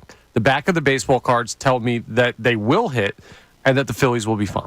And look, I agree with everything, but you can't do the relax. You can't do the relax. No. Because even us, yesterday, when we were trying to say, hey, the season's not over, we were still just trying to have an educated conversation. I'm a little bit more emotional today. You're very emotional, though. But, I think it's this cold. You shouldn't tell anybody to relax right now with the Phillies when they're playing as bad as they have been over a month now. Well, you should be telling some people to relax with the Phillies, like the person you just read. You got to remember, the text line is not just to you two, or it's not just to me. It's to correct. the people. The text line is to the conversation of the show. So Jeff's not saying you guys need to relax. There are crazy people out there that say this team's dead in the water and they're not going to ever play any better baseball. All right, give us one more before we get to headlines. All right, Mike from Turnersville checks in and says, talking about the conversation with the Phillies, there are reasonable overall options at the trade deadline, and there are reasonable options for how to fix this team. But question is, why are so many Phils fans Neanderthal reactionary-like? Perfect example, the trade deadline appears to be already labeled a loss for the Phillies. He's saying he takes the wait-and-see approach to these types of things, doesn't really understand how other people can't. Yeah, look, I'm not saying they lost at the trade deadline. I think they acquired bullpen arms, which they needed. I think they had I'll be on an island. I think they had a nice trade deadline. I saw on an island. I'm with you. No, I read an article. I forget which national site. They did like the 7 winners at the trade deadline, and the Phillies were on there. I think the Phillies did good moves. They just didn't do moves that some people thought were out there that weren't out there. I just had my eyes set on a specific player since opening day. Yeah, it's like when I they didn't get him. It's like when And I he don't hurt eat you healthy this at dinner. And, like, I get mad at myself about it, but it's just, or, like, when I eat healthy, I get mad at myself because I'm like, I could have enjoyed ice cream, but I know it was better for me. Like, I know this trade deadline was better for the team, but I do kind of wish I had ice cream. I wish I had a everyday center fielder and not a platoon spot. All right, what do we have on today's headlines with Connor Thomas? Today's headlines with Connor What do Thomas. We got a lot of stuff, folks. So yesterday, the Sixers introduced Reggie Jackson. Not that Reggie Jackson. We could use the Phillies to introduce that Reggie Jackson. But the veteran guard, 34 years of age, was sitting alongside Andre Drummond, and he did one of those like intro videos, like the "What's up, Sixers Nation" type of videos. Interesting thing he said about the team he's joining and what he's calling them. Take a listen. What up, Sixers fans? You're now Sixers Nation. Reggie here, your boy with Andre. We can't wait to get to work, playing with 3 great superstars, and shouldn't feel like the Avengers. But hopefully y'all have a great one. See y'all soon. Feel like the Avengers. He seems like a really nice guy. I heard the interview with Bob and Amy. The Sixers Nation stuff, everything. It's like, come on. I get you. That's fine. I get you. I know. I think Connor's. There's no such thing. Connor's pointing more toward the Avengers. I got you. The Sixers No, I Nation get is you. just what people say. But Now, I don't know who says that, but that's. I think if John. I get you. It's not said here. No, organization X and Nation works with any team. every single thing. Gamecocks Nation. Vikings Nation. Never heard Phillies Nation. Never heard Eagles there's Nation. literally- Kraken Nation. No. There's I've a heard show called there's a Phillies website. Nation. There is. And they named it. A couple guys. People in the fan base don't go around going, Phillies Nation. There's Yeah, Red Sox Nation. He's not in the fam. Okay, we're going to move There you completely go. past that because that's not the point. He's calling the Sixers wild, the man. Avengers. Do you buy that they're worthy of like that Avengers type of label? Are teams, or rather players, looking at this team as like I joining don't a super think they're team? worthy of the level, but I get what he's saying. I think, in my opinion, he probably thinks they're worthy of the level. The way I look at it is, this team had 1 million open roster spots, and people came to Philadelphia. That's how I'm looking. I think he's looking at it that way too. Yes. Or he thinks that they're championship contenders, which they are. They just got to do it first. Well, listen, the Avengers were underdogs too. They still won. They did. But interesting nickname there for the team from Reggie Jackson. News out of the Olympics. Now, we have an Olympic update you're going to be able to hear at 9:40, but I want to talk about some of the off-the-beaten-path stories, not the medal winners, but we had a Brazilian swimmer expelled from the 2024 Paris Olympics. I don't know if you guys saw this. No. Why? So, Ana Carolina Vieira was caught sneaking out of the athletes' village to spend a night with her boyfriend and fellow teammate, Gabriel Santos. And the 22-year-old... Oh, hold on a second. She spent the night with boyfriend and fellow teammate? No, well, they're... Is it a threesome? That's, No, wrong. no, That's where my head goes. The boyfriend's on the team, guys. Oh, okay. Oh. They're both Olympic athletes. Okay, I Come thought on. she was sneaking off to see her boyfriend. Okay. Okay. I'm a They little snuck lost. out, and then the Brazil Federation sent her home for sneaking out of the village. And there is commentary from a leader of the Brazil's Olympic Federation saying, "We're not here playing or taking a vacation. We're here working for Brazil, for the 200 million taxpayers who are working for us. We can't play around here." Okay. Okay. I think that's BS to the nth degree. Why? You make the Olympics and you just want to go spend time with your boyfriend who's on the Olympic team that you're on, and you're Okay. getting kicked out of the event for that? Man. Look, I get think it. you think Look, the people, rules- people rip James Harden for going to Vegas during the, yeah. it's. What, the team should, I don't understand, Connor. The team shouldn't have rules? If I've ever, and maybe it's because I'm not in the Olympic athlete mindset, but if I was ever in the Olympics, I don't know, man. I'm going to try and enjoy myself a little bit. I feel like there's so much focus on the actual seriousness of the event that sometimes the athletes don't get as much time to enjoy it as they And should. I do think it's a bit harsh because now you're taking away all chances of winning a medal. Like, you have this Harry Hardo, well, we're here for sport, not for enjoyment. But we're not going to give our team a chance because we're going to remove them. Like, now it's like, all right, well, you're hurting your own cause by not letting them play. Well, they were talking about the fact that the U.S. Olympic team, the men's basketball team, staying in a 5-star resort and everything like that. They sat down and established team rules about when you're back, Yeah. what we're doing things. I would imagine they did this for that They team probably too. did. I totally get that, but my So that argument means- is she's a swimmer. Like, if she's Okay. swimming an individual part of a race, basketball, you got to be on the same team and all that stuff. If she's swimming an individual race, I'm kind of just like, okay, if you don't want to win and you want to spend your time here doing that, whatever. Like, I don't know. Maybe it's a bad take on my part, but I think that you should allow people to enjoy the Olympics more than they allow athletes Man, to. that's a terrible. Look, I'm sure I think other- that's a horrendous take from you. Now, here's the thing. They don't have to leave the facilities to have fun. Correct. Yeah, but don't they, like, It's just a sex-proof them? No. It's a I thought huge they orgy. gave- Connor, dude. they I thought had they a- gave them beds that were supposed to be...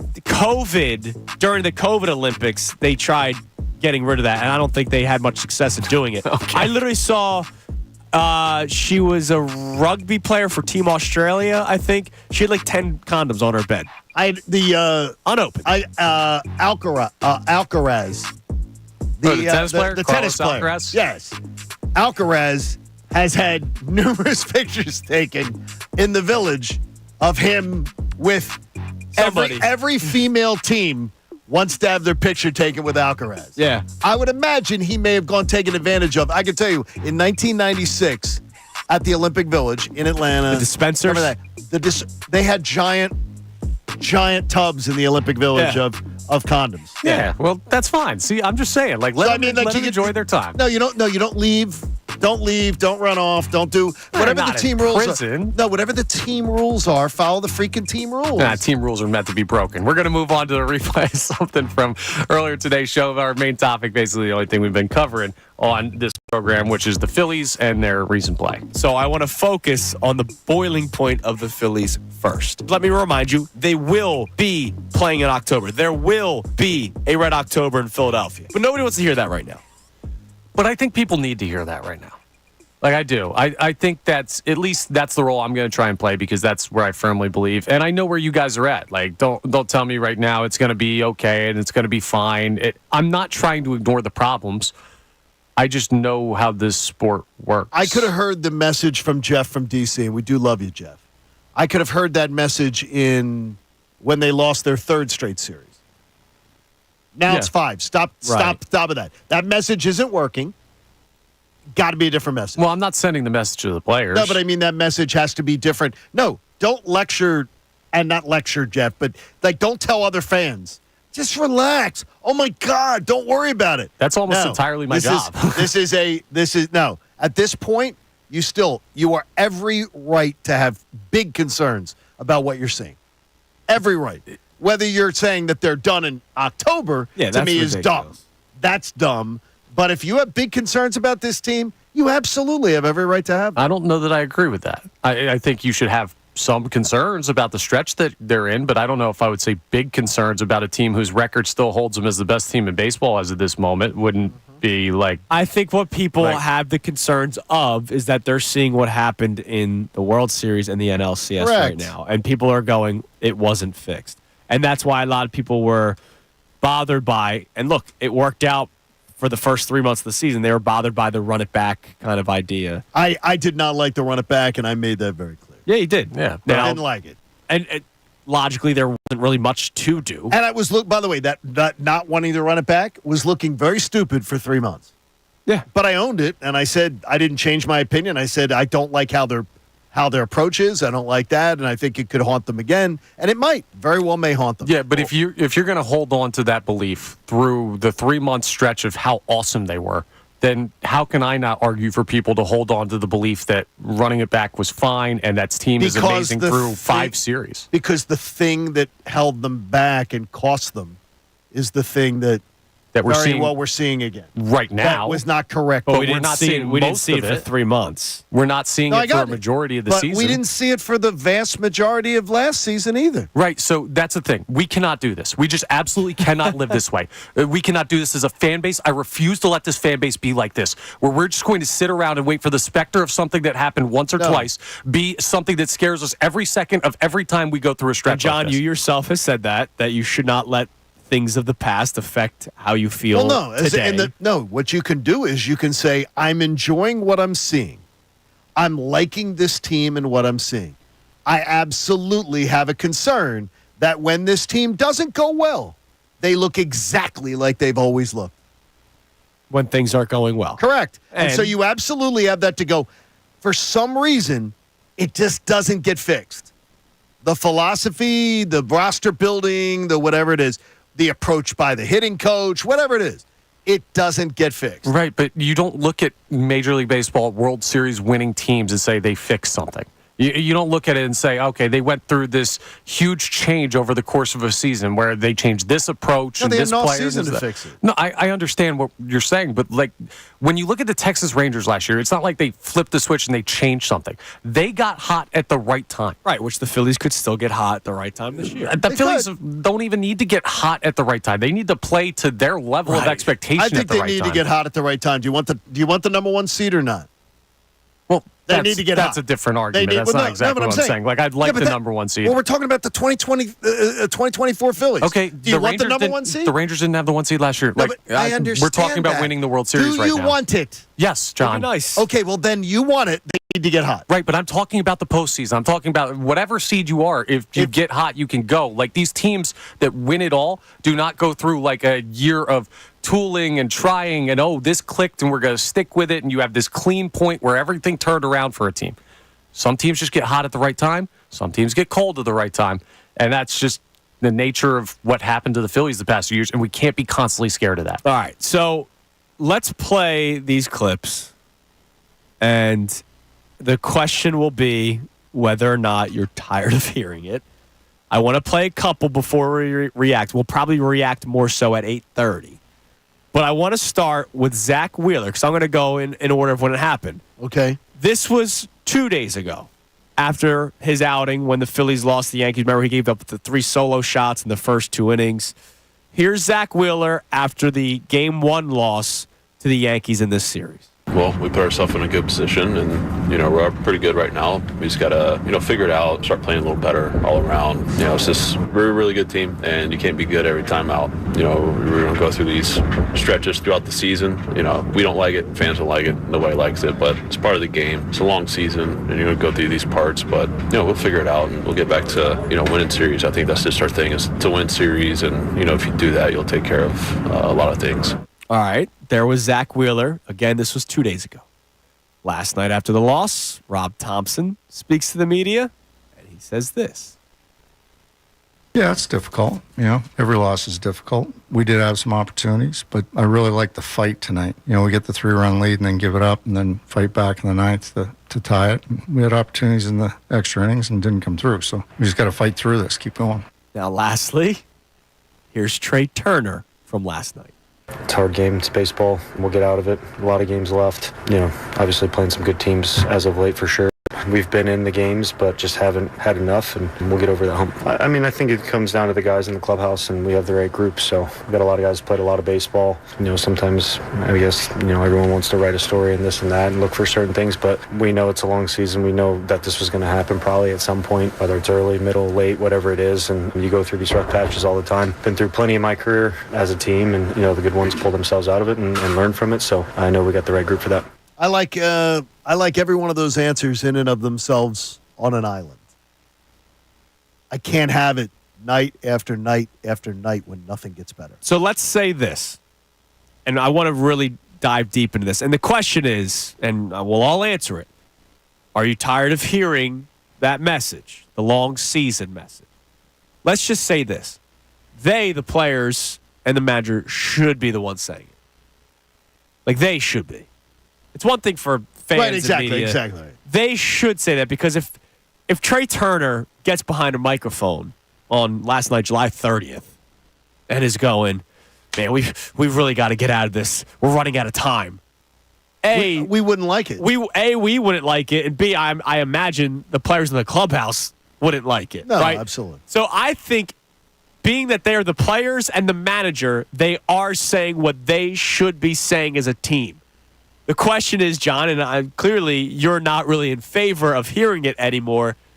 How are we as the fan base reacting to those clips? Are we tired of hearing that message? Do you want to hear something else? Now, I'm going to say something specific that does bother me about all three of those. And I'll tell you what next, okay?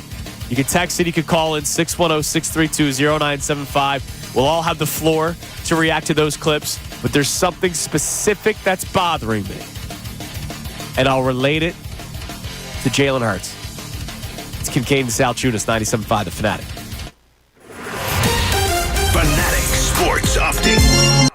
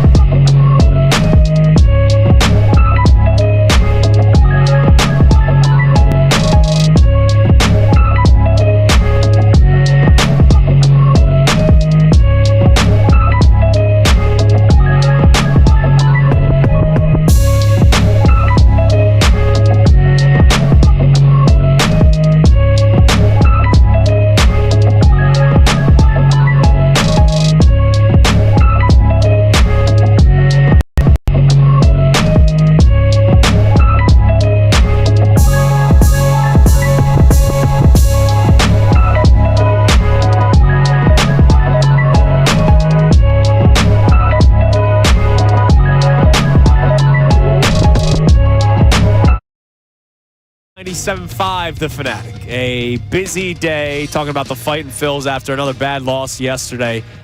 A brutal loss because, as we talked about earlier, I think we all thought that if the Phillies won that game, that could have been like all right, we got over the hump. And then if you win a series, you could get there, right? Because then you could say, okay, now you ride the momentum and you win the series today. You win the series, then you move on. But they lost yesterday. They lost a series. Their 5th straight series loss now. Which is huge. And today they got to avoid being swept. For the first time all season long. And if they get swept, I think people are going to definitely lose their freaking minds. But before this segment, before we went to break, I played you Zach Wheeler after his outing on Monday night. Monday night.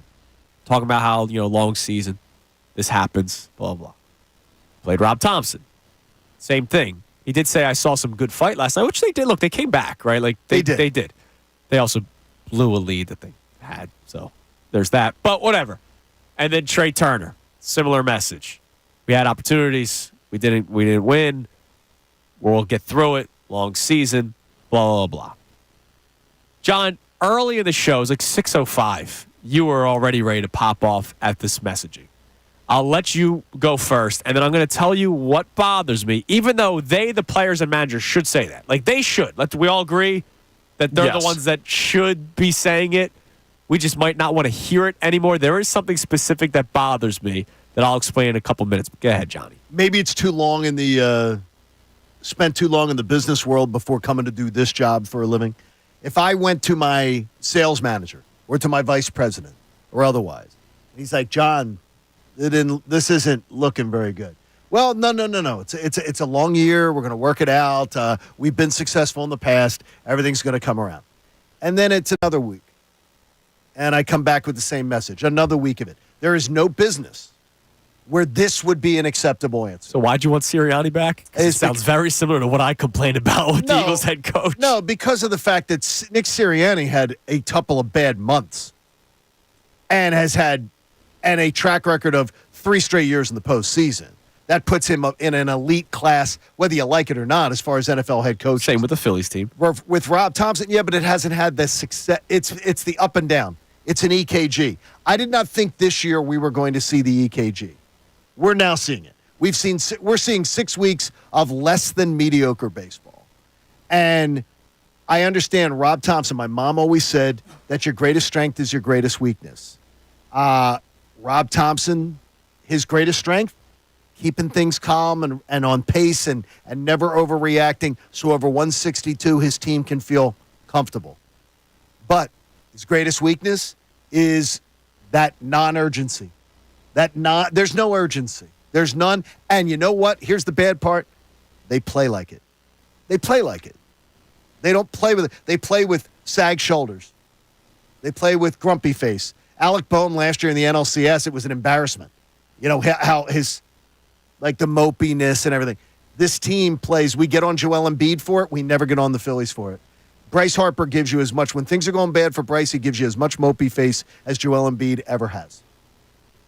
That's what I just don't have a problem with it. I think at some point you need to think a different message. Well, and I don't mean you need to go in and rip people a new a-hole I got or anything like that. You know what I'm saying? Throw the bat rack. I'm not doing that. No, what I'm saying is you need to step up and go, hey, let's. At some point we need to say that this is unacceptable, and our leaders need to perform, and our guys who are really struggling right now got to find their way to get out of it. Now, Bryce Harper did say after the Twins series said it's unacceptable to lose series like this and lose games like this. Like, they've literally said that.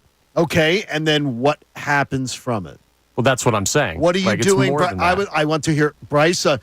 Bryce, maybe if you hustle out a ball and play the game the way it's supposed to be played. Last night is a win, flat out. Bryce Harper hustles to first base. That is a win last night and not a loss. The whole loss isn't on Harper, but but he cost them a chance to win the game right there, and it wouldn't even have been a chance. They would have won the game if he busted his backside out of the box. He didn't. So again, stop talking about it, Bryce. Be it. Well, you just said change the message. No. Stop talking about it, but then display what you're saying. If it's unacceptable, then run out a damn ball. If it's unacceptable, don't just talk it. Show us by your play. Don't sag because you think, oh, boy, it's another one. I'm having bad luck. Run, play the game the way it's meant to be played at the highest level and fix it. Now, my question for you, John. Yes. How much longer does Rob Thompson have until he has to change the message? Because is it overreacting now? No, it wouldn't be over. No, you lose 5 straight series? That's not overreacting. The Phillies have not lost 5 straight series since 2018. Okay. And those are some bad That's teams. how bad this is. Yeah. This is not, you can't just go, this happens in baseball. It didn't happen in 23, 22, 21, 20, 19. It didn't. This doesn't happen all the time. Now you're going on a 3-city road trip against the defending National League champions, the Dodgers, who are the team closest to you in the standings, and Seattle, a team fighting for a playoff berth. I mean, it's this same old, well, we're just going to keep, plodding along. It's a long season. This is enough for that. It's been 6 weeks. All right, so here's what bothered me. And Connor, I'll get your thoughts on it as well. But I was bothered by Zach, not so much Rob Thompson, because I expect that out of top. All right. Zach Wheeler and Trey Turner bothered me, and it's not really a fault of their own. And I told you I'm going to compare it to Jalen Hurts. So last year, I noticed things were going poorly when the message changed. When the standard was the message, when they were winning games. Right? They were winning games, right. but it wasn't ugly. It wasn't pretty. They were ugly. And he kept on saying, look, I'm glad that we're winning, but the standard is the standard. We're not playing to the standard. And then it got to a point when he said, since when is winning not the main thing? That's when I knew there were issues, right? I could just tell when his messaging changed, when they lost a couple of games. He got defensive. The Seahawks lost, but then they come. It was the Giants they beat after the Seahawks game. It was another ugly game. It was Christmas night. But he did the whole, since when is winning not the main thing? And I go, well, hold on a second. When you were 10-1, you were talking about the standard. Now it's, since when is winning not the main thing? Earlier this year, I celebrated Kyle Schwarber when the Phillies were beating teams left and right with ease. The Phillies lost a series randomly in May. Okay. And he spoke to the media and said there is not a single guy in this clubhouse that's happy with what we've accomplished so far. Just because we've done so well up until this point, everybody in that clubhouse is pissed off that we lost this series. Because it was the first series that they had lost in a month and a half, right? Remember, they weren't losing series. No, they were not. They were taking 2 of 3, it seemed like, every single series. And if it wasn't 2 of 3, they were sweeping their opponent, right? This goes back to the split with the Pirates, which was in April, I think, right? Remember when they split with the Pirates? Yeah. That was back in April. I think so. And he talked about not winning a series and how every guy in that clubhouse was angry despite all the success we've had so far this season. Now, all of a sudden, it's the long season. Where's the anger? I don't need to hear piss and vinegar. No, but I need to see. But the message has all of a sudden changed. And that I is something I will keep an eye on. Yeah, and the reason I think the message has changed, I think you're right. I don't think it's as cause for as much concern as it was with the Eagles. The reason the message changed is because this is a real bona fide slump. Right, and look, don't get me wrong. This is 6 weeks. Sounding alarm saying this is the Eagles' season. I'm just saying Jalen Hurts, his message changed. Now all of a sudden it seems like the message is beginning to change in the Phillies clubhouse. Oh, we have this big lead. Zach Wheeler literally said, this good thing we have this big lead. We put ourselves in this position. I don't care about the big lead. I want you to, Right, but this is going to be hopefully should be the toughest spot of the season. This is the darkest point, hopefully, before the dawn. So this is where you pull out hey guys, we're okay, we're fine, nobody panic. You don't do that when it's just one thing. You have the luxury of saying, hey, we don't do this. We don't lose series like this. We're better than this. Nobody's happy with what we accomplished when it's a couple of games. But when you feel the team start to slide, that's when I think it's much smarter to say, all right, guys, we're okay. We don't need to show crazy emotion towards any. Just go and approach it day to day. We will come out of it. Trying keeping guys balanced is better than trying to get guys to press at this point because we know pressing doesn't work. I need to hear, like Bryce said, the right things when he said those comments about it. I need to say the right things. It's very easy for Bryce behind a microphone to go, and I can't not bust it down the line with the game on the line, and it cost us tonight. Yeah. Because I saw Jalen Hurts unwilling to do that last year in Seattle when he cost the team at least the opportunity to go to overtime, if not win the game in Seattle. A.J. Brown finally fessed up. They both passed on it the night of, and they let Nick Sirianni look like an idiot. But then A.J. Brown, I think, finally felt guilty about it and said, I'm going to stand up here, tell you what really happened in the Seattle game, and take ownership of it.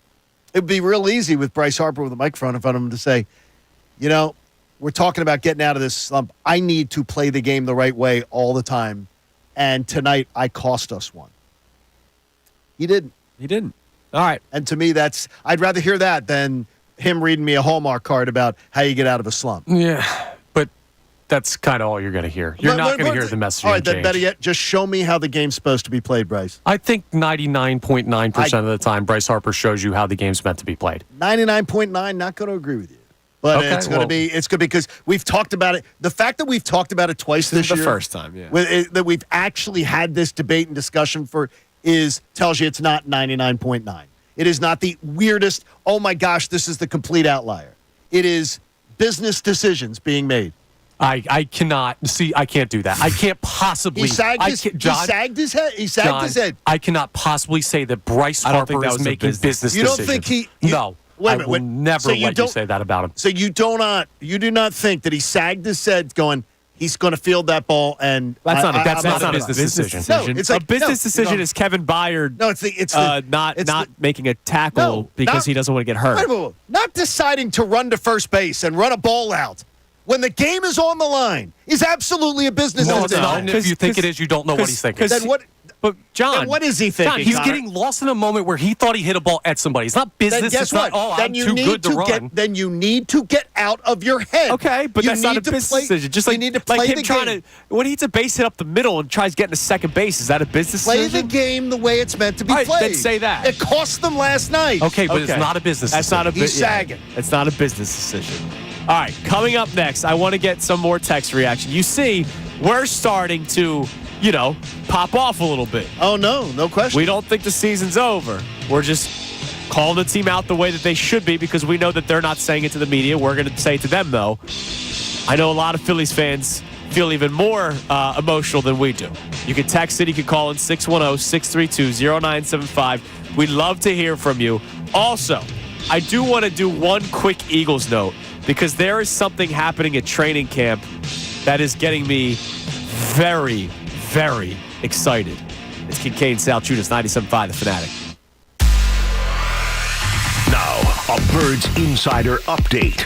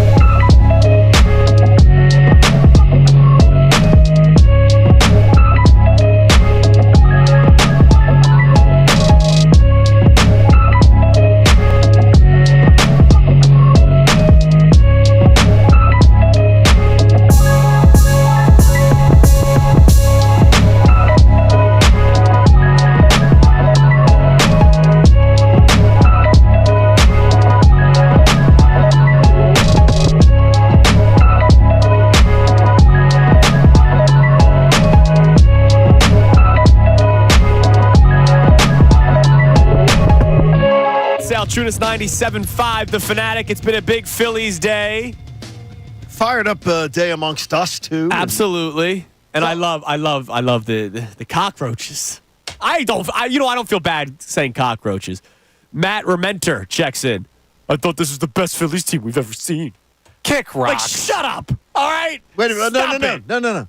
No. What's his name? Matt Rementer. Okay, Matt, by the way, a magic number of 49 on July 31st. This is the best Phillies team you've ever seen. So just in case you're needing the question, you've never seen a better Phillies team on July 31st as far as a magic number. So there you go. So I'm gonna check something. We'll do it live. Bleep it. Oh, don't you say it. I want to see. I just searched his Twitter handle. Right. And the word Phillies. Okay.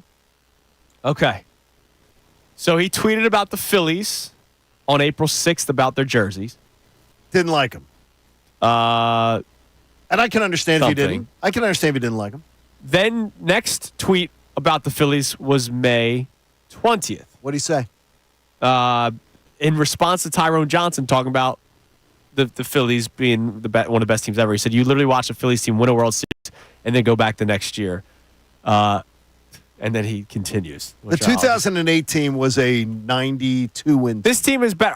This roster is better than the 2008 Phillies. Yes. It is, and it's okay to say that. Like, it's not. I've said it a million times. The 2011 Phillies team was the best team of my lifetime up until this point, and that team lost in the first round of the playoffs. It's okay to just because they didn't come home with the trophy. You have to say whether or not that's the best team or not. The 2017 Eagles were not the best Eagles team in the history of the franchise. No, they weren't. But they won the World Series, or they won the Super Bowl. Right. They took care of it. David would have been impressive if they won the World Series. David emails me and he says, I couldn't agree with you more on this Harper thing at the 99.9% mark. He says there are literally got Aaron and David. Aaron's like, there's literally a reel of how many times Harper stands with a bat in his hand and watches fly balls that don't go out of the park before he really starts to bust it and run. David says the same thing. He goes, he watches the ball with a bat in his hand if he thinks it's going over the fence or not before he starts busting it, throws down the bat, and actually starts to run. He goes, this isn't the 99.9% thing. This is something that he could be better at, even a great player could be better at. Absolutely, and it doesn't mean that he's not a great player, and I am completely convinced he will go on a tear for 4 or 5 weeks that will make everybody forget of this slump that he's in. Now, this guy, Matt, did not tweet again until mid and late June when they started losing. But that's what I'm saying. Like, wait. So this guy, I'm going to do next level search. Then you go and you check who he follows. And sometimes you'll see follows New York Mets, follows somebody else. I don't think it's and that. And then you never know. You can find out. I'm looking. He's all Philadelphia stuff. But it's one of those people that live in misery. I can't imagine. I think I would do something else with my time. All right, what do we have on the text line? Then I got to tell you this thing that's firing me up with Eagles camp, even though Connor completely stole all of it during the Eagles training camp update. But that's okay. What do we got on the text line? Another first-time texter here. So at least if there's good coming out of this new texters. Welcome aboard. No name on this one, but they say, all this talk about the trades would be moot if our stars Harper and Turner did their job and stopped swinging at bad pitches. We would have won several of the recent losses. That's the biggest problem with this team right now. Your big bats are not performing. I'm not even going to say Turner just yet because the guy's still hitting well over 300. No. The slump that he's in. It's horrendous. I mean, he's coming down, but his batting average coming down. But this is a horrendous slump for him. He's at least hitting the ball. He's got like one hit in the series, doesn't he? Yeah, he went 1 for 6 yesterday, 0 for 4 the game before. I mean, Turner's in a bad stretch. He's got a hit in 7 out of the last 10 games, whereas Bryce Harper has 1 hit in the last 6 games. Right, so it's at least. Yes, Turner's slumping. His average has dropped from 341 to 318 over the last 12 games. So that is a drop. Has Harper dropped into the 270s now? He was at 280 before yesterday, so I imagine he's at 278. I mean, it's that's a big struggle. He has 1 hit in the last, like I said, 6 games. That's crazy. I'm not even going to do the math, but it's crazy. not great. You know what that means? He's due. Yes. Yeah, that's what we always say. All right, real quick. The thing that I love from camp, and you heard it during Connor's training camp update, has been Quinyon Mitchell belongs. And love hearing I'm absolutely fired up about it. Yesterday, I saw a tweet from Andrew DeCecco that literally, like, it got you a little excited. Screamed at home. He said these Quinyon Mitchell versus A.J. Brown matchups have been fun to watch. Mitchell does not back down, which I just, freaking loved. And then this morning, ESPN, what they're doing every single day, they have their local, whoever covers the local team for ESPN, so our Tim McManus. Okay. They do a little write-up after each day of camp. And his focus was on Quinyon Mitchell. And I just want to read this paragraph to you. Then, we'll get back to the Phillies discussion. Rookie cornerback Quinyon Mitchell has been very solid through the first week of camp. Tuesday's session, which also marked the first time the Eagles were in full pads, was arguably his strongest. He had multiple battles with A.J. Brown and proved sticky in coverage, including on a red zone rep that forced Jalen Hurts to hold on to the ball. Later, he blanketed receiver Britton Covey near the corner of the end zone for several seconds as Kenny Pickett scrambled and finished the play with a diving pass breakup. Mitchell's beginning to see more time with the first team at nickel corner. He could make a push for a starting role by summer's end. Hearing that my first-round draft pick is balling out in training camp does it for me. I love it. I think, to me, again, I need to see him thrown to the wolves. Yes. And see what he does. I want him to play. I want my first-round draft pick to not be a rotational piece. And I'm so excited to hear it. I can't. I love seeing these reports. I can't wait to talk to Andrew DeCecco about it tomorrow. It's been a fun camp to follow along, man. Quiet, fun camp. All right, 9 o'clock hour is ahead of us. We have our 5 best minutes with Adam Schefter at 9:10. We got more Phillies talk on the table, but something I saw this morning, I didn't even tell you guys about it, on CBS. You know how I talk about how bad quarterback play is in the NFL? Yes, I do. I have another reason why I'm correct. It's Kincade Salciunas, 97.5 The Fanatic. Fanatic Sports Update. A few trades at the deadline.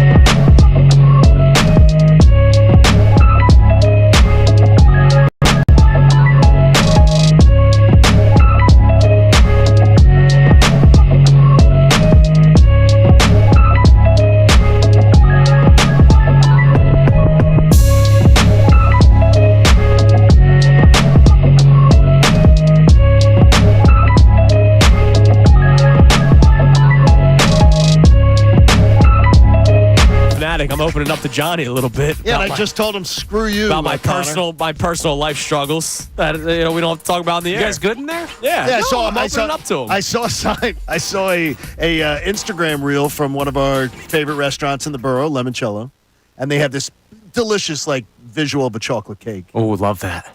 And then I said, yeah, they have limoncello cake there. They have the limoncello, the pound cake that's. To which I said I'd bleep with both, and he said I'd have a slice of both. I'd have 2 slices, and he said, and I told him, bleep you. Bleep you. And then I said, well, it's okay, John. I'll just use my emotional issues afterward and not eat for 2 days. See, the thing is, because I have issues. Oh, so you're mad he gets to eat both. I'm pissed off that I'm not at the age anymore, like Andrew Salciunas, that I would, have those 2 pieces of cake and then be like, well, I can make up for it tomorrow. No, I then just starve myself because I have childhood obesity. I'll tell you, issues. God, honestly, the one thing I look forward to in life more than anything else is getting fat. Bro, can I tell you something? I want to be 270, can I tell 300 one day. I said that once. Yeah. I remember saying it to my mother-in-law, not long after Christy and I got married. Okay. And she goes, oh, what, now that you got married, you're going to let yourself go? And I was like, abso-freaking-lutely. I remember talking to Karate Mark at an establishment after I ran the half marathon. And I said, I'm so glad I got that out of the way. Now I'm just going to get fat. Did he kill you? He said, come on, you're not going to get fat, blah, blah, blah. Dude, I remember putting on a few pounds, and I was like, I hate this. Nope. So you're not going to act. You say that now, and then if you start doing it, you're going to hate yourself. My body's a temple, but one of those ones that got left in the Mexican jungle for 400 years. I'm going to destroy this thing the second that I get past 40. Nah, man. Just that cake looked good, though. Take care of yourself. Take care of yourself. Just don't do what I do. I may roll by limoncello at some point here. All right, so coming up at 9:10, we play our 5 best minutes of Adam Schefter. And then after that, I saw an article on CBS. Again, this is the time of the year for lists and rankings and all that kind of stuff. I want you guys to do this during our Schefty rerun. All right. There's 8 divisions in football, as we know. They ranked the 2024 NFL divisions by quarterback. So, the NFC East. By quarterback. It's Hurts, it's Dak Prescott, it's Daniel Jones, and it's Jaden Daniels. So think of all the starting quarterbacks in each of the divisions and then rank where you believe each division is. All right. And then I'll compare it to what they wrote. And it's just a reminder that quarterback play is very, very, very top-heavy and weak everywhere else in the NFL. All right, but before we do that, before we get to Schefty, let's get a couple more texts in because I know people are reacting to the Phillies discussion today. It's been a spirited show. I think it's been refreshing for us because we've been able to finally get some stuff off our chest. And I think there's probably listeners that are like, finally, you guys are feeling the way we're feeling. Partially, yeah. Partially. Yeah, partially. Because I don't think they're going to lose the division and Flames will start burning and they're going to lose in the playoffs right away because of a recent stretch that's not been good. But what do we have on the text line? Jacob from Clearwater checks in, says the Phillies are not making me panic yet. Other teams have more holes in this Phillies team and already had multiple weak losing skids. He brings up the Yankees, the Guardians, the Orioles, all American League World Series favorites. I will not panic unless this goes on for 2 more series and the division lead gets down to less than 5. Then that will show me that they don't have what those other teams had, which is the ability to pull out of these types of stretches. Now, here's the thing. So I know it's been more than just 10 games this recent stretch, but the Phils are 3-7 in their last 10. The Braves have had every opportunity to gain ground.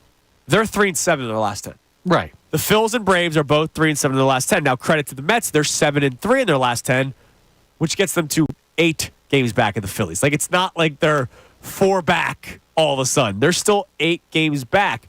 If you look around the league, the Dodgers are 6-4 in their last 10. The Brewers are 6-4 in their last 10. I'm talking about first-place teams.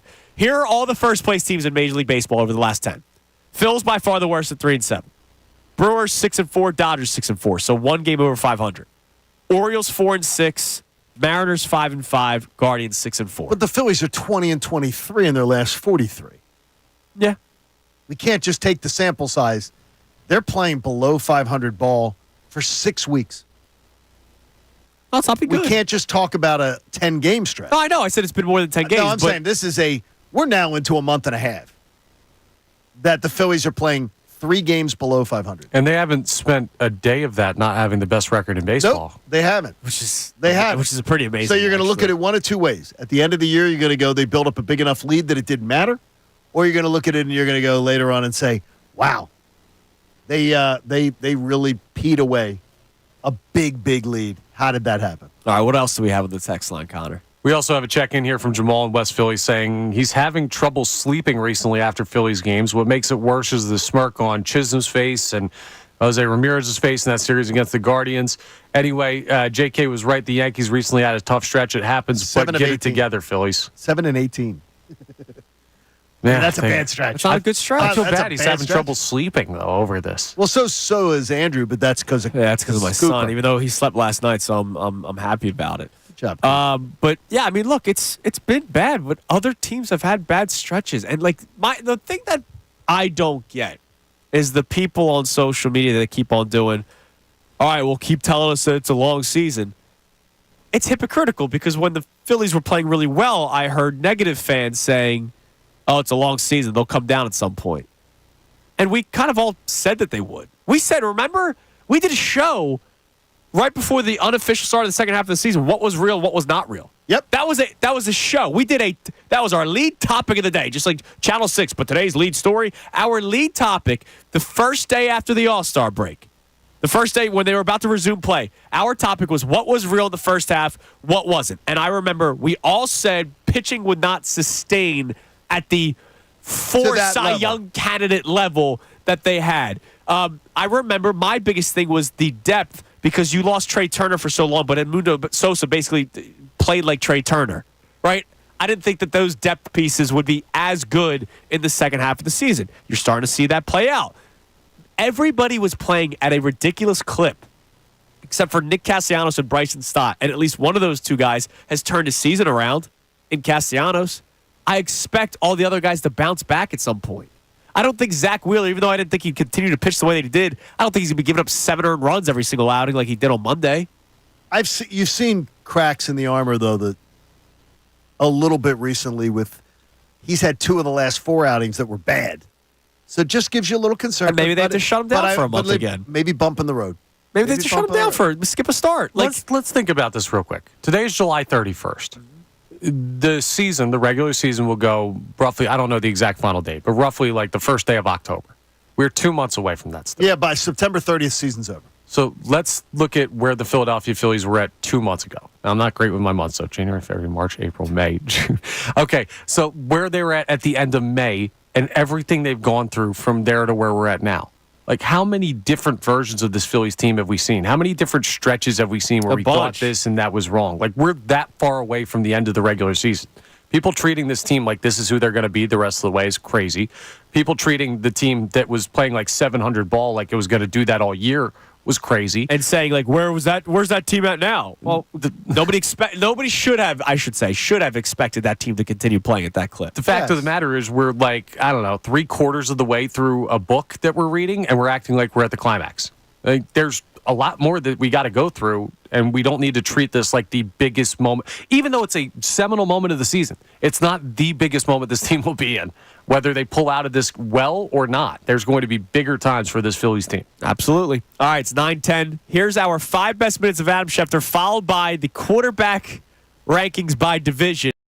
And it will be another time for me to say, I told you quarterbacks stink in the league. Take a listen to Adam Schefter. From ESPN, the great Adam Schefter joins us. Shefty, good morning. Good morning, Andrew and John. How are we doing today? Shefty, last week, Vic Fangio spoke, first time since training camp started. He was, pretty honest about the question marks defensively, and we celebrated, right? Like, we appreciated honesty from a coach in Philadelphia because Nick Sirianni's more, he celebrates his guys and maybe isn't as critical to the media. He will be in practice, but not to the media. And we got into a conversation about how society has changed, Shefty, and how maybe that tough love it's not allowed anymore, right? I want to know what could be as close to the real story of what happened in Miami last year, because clearly once Vic Fangio left, took the job here in Philadelphia, players started speaking out about how it wasn't great with Vic Fangio in Miami last season. Well, first of all, you have to know who Vic is and the type of person he is. I've known Vic for a long time, and he is exactly what you would think he is. He's an old school football coach Pennsylvania guy, families in Pennsylvania, and he's not up on the current trends of society, and I don't really think he cares too much about that. So, he's going to do what's always worked for him in the National Football League. It's made him one of the top defensive coordinators in NFL history, in my mind, and some young guys, they might not like that. I also, again, the whole thing last year in every way to me was unfortunate because he shouldn't have been in Miami. He should have been in Philadelphia all along. And he went down there, and that goes back to the Super Bowl and losing Jonathan Gannon and when things were said and revealed and done. And by the time Jonathan Gannon had accepted officially the Arizona Cardinals head coaching job, Vic had already taken the Dolphins job, which in a perfect world he wouldn't have left anyway. He would have just stayed. And I just don't think the whole thing went the way that anybody really would have wanted it to go. And so Vic is back where he should have been all along, doing what he should have been doing all along with the team that he should have been with all along. And, it may not be for everybody. You may not like exactly how he does it, but it has been very effective over a very long period of time. If you're some 22-year-old rookie coming into the league, Cooper DeJean, Quinn Emmett, whoever it is, to me, you have to understand everything that he's accomplished, everything he's done, everything he's been through, and why he's been successful. So, and, Vic probably has to understand, the way that some of these guys are today, younger guys. That's fine. I got that. It's not just a one-way street. It goes both ways, but you can't argue Vic's track record. If you were to suggest what the greatest impact we will see on the Eagles defense, knowing their personnel, knowing what they've got to work with, where do you think we'll see the greatest improvement for the Eagles? I just think it's going to be a sounder unit. They're not going to make as many mistakes. There won't be missed assignments, missed tackles. There won't be those types of mistakes that were more regular last year. Now, I don't know what personality this defense will take on yet. I don't know that anybody knows. It's probably a little early for that. Just think that some of the mistakes, guys not being where they should be, I don't think that's going to happen as much this year. Schefter, there was another report, again, this time from your colleague Jeremy Fowler, that Bill Belichick has his eyes on the Eagles' job. Look, obviously, the Eagles... If it opened up. Right, if it opened up. Let me Go ahead. Belichick, I got it. It's sexy to say that, right? But not to me, it's not. Yeah, but, Bill is interested in coaching next year. I don't think in some vulturish sort of way that he's looking at any job in particular. Boy, I really want that Philly job. Boy, I want that. We all know the teams where there are questions. And by the way, there may be questions today, July 31st. And as I've often seen in the National Football League, you have questions about a team, and all of a sudden that team jumps out to a fast start. There's no questions about that organization and the future of its coach. And then there are other teams that go into the season, you don't think there's a question, and all of a sudden they start losing games, or lose a player and they lose games, and all of a sudden there's questions about that coach. My point to you is this. We might think we have an idea of coaches on the hot seat today, but I guarantee you it's going to look a lot different in September and October, November. I guarantee you. And Bill Belichick, as somebody who respects the profession too much, is sitting back and yes, do I think he'd like to be a coach again? I do. Do I think he's getting ready for that? Yes, he is. Do I think he's got his eyes circled in a predatory way on a team like I do not believe that. What's a team that you've heard some interesting things about in training camp that maybe raised your eyebrows a little bit, and do any of them affect the Philadelphia Eagles? Well, we talked about Jaden Daniels being a key to Washington and them turning around that season. I still think that that's something that the Eagles have to be very leery of. Like, when you watched Hard Knocks, you saw that the Giants would have been willing and interested in trading up for Jaden Daniels, too. And like I said, there have been people in personnel departments that have said to me that they believe that Jaden Daniels is Lamar Jackson 2.0. Wow. Now, it doesn't mean they're right. We're going to find out. But again, if they are right, if he is that, if he is Lamar 2.0, how do you feel about having Lamar 2.0 in your division? Not really digging it. Yeah, no, I wouldn't really want that, Schefter. Schefter, you're the best. We always appreciate it. Thanks for moving some things around, for coming on today. And we'll talk to you again next week, okay? Thank you, guys. I appreciate it. Have a great day. We'll talk Take care, buddy. Week. All right, there's our 5 best minutes of Adam Schefter. You can listen to the entire interview on 97.5thefanatic.com. And Haley gets it up on YouTube. Yep. Really, really fast. All the interviews, if you see him and you want to follow on the YouTube side, Haley's been turning this thing around. Great job, Haley. I don't know if she got some secret little thing that she can do it now, but they're up there very quickly. Yeah, so it's very great. quickly. So we appreciate that. All right, little exercise. All right. Not going to spend the rest of the show doing this, but CBS, I found it pretty interesting. They ranked the divisions just based off of quarterbacks. Yes. 8-1, right? 8 divisions. Yep. And I had you guys right. I know them, so that's why I'm not participating. Okay. But I have opinions, obviously. So, John, I want to hear your rankings first. 8-1. Okay, we're going 8-1. NFC South bottom. Okay. AFC South 7. Okay. NFC North 6. Okay. NFC East 5. Okay. AFC West 4. Okay. NFC West 3. Uh-huh. AFC North 2. AFC East 1. You are very close to what they said. I honestly found it a pretty easy exercise. Yeah. All right. What is yours close to that, Connor? Very. We have like one or two flip-flops. What? It's like flip-flops. Right. Yes. I have the NFC South 8. All right, let me just say NFC South is 8th. Okay, so Connor and I both got list. that right. Kirk Cousins, Baker Mayfield, Derek Carr, Bryce Young. That's the worst. I have the NFC North as 7. And I have it at 6. They have hold on. at 7. Where do you have the AFC West? The AFC West? 4. I've got them at 3. I have them at 4. They have them at 7. Wait a minute. With Patrick Mahomes and with Justin Herbert. Justin Herbert? But they bring it down big time with Aiden O'Connell and Bo Nix. Yeah, they do. Big time. Those guys weigh it down. Wow, I'm shocked by that, though. All right, keep going. That's insane. Okay, I have the NFC North at 7. I have the AFC South at 6. They have the AFC South at 6. I have the NFC East at 5. So do I. AFC East? NFC. No, NFC. NFC East. All right, they're at 4. Okay. I have the NFC West at 4. I had those two divisions between the East and the West kind of interchangeable. Two really good guys. Yeah, you and I just have a little switch. Yeah.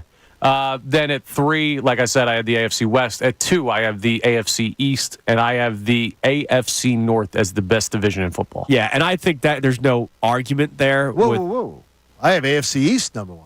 Oh, you have AFC East number 1. Oh, I'm sorry. And I have AFC North. And I have AFC North number 2. AFC East. Sorry, you're right. With Rodgers. Look, Aaron Rodgers, Tua Tagovailoa, and Josh Allen. Yeah. That's the best division in football for quarterbacks, period. The problem is they have Drake May, which really brings them down starting in New England. Okay, who are their top 3 that are better in the AFC North? Well, you have Jackson multiple time I MVP. love Jackson. You have Joe Burrow. Love it. Who's the third? Deshaun Watson and Russell Wilson, if you're looking at what they've done in their career versus what Tua and Drake may have done, there's an argument to be made that those are guys you take. There is, but the declining Wilson, who may not even be the starter. I think he stinks. Yeah, I'm not guy. Yeah, no, I think a lot of it is. We had people in this town wanting him to come here just a couple years ago. One sitting to your right. I wasn't going to bring that up, but I'm glad you did. No, just teasing. Listen, man.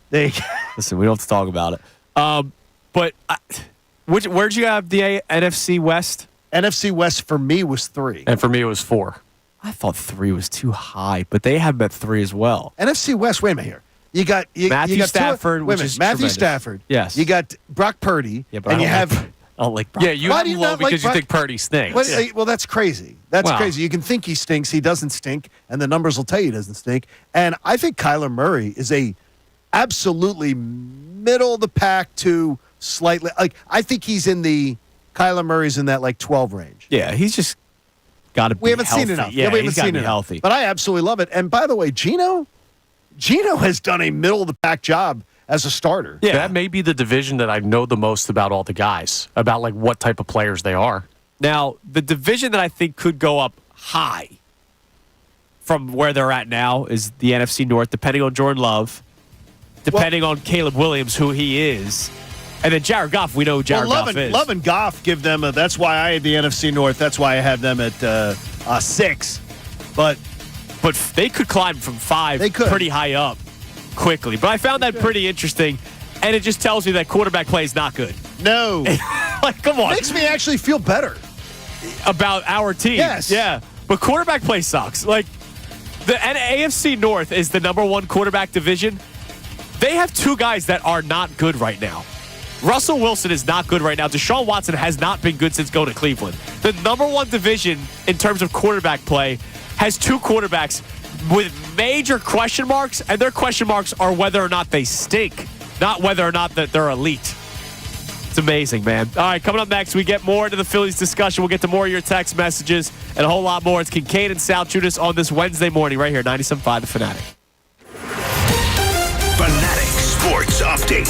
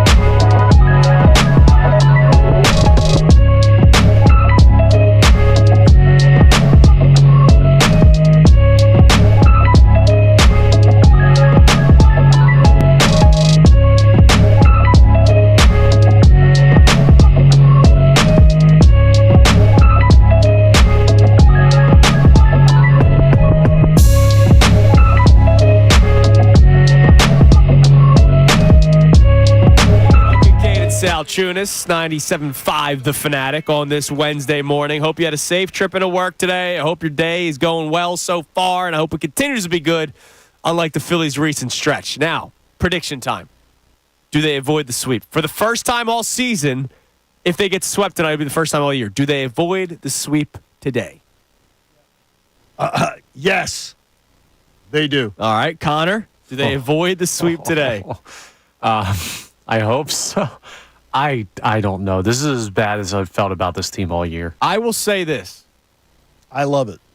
I'm worried about Christopher Sanchez against Aaron Judge. But they better freaking win today. Christopher Sanchez keeps it in the park. Yeah, he does. They better freaking win. It has nothing to do with the recent skid.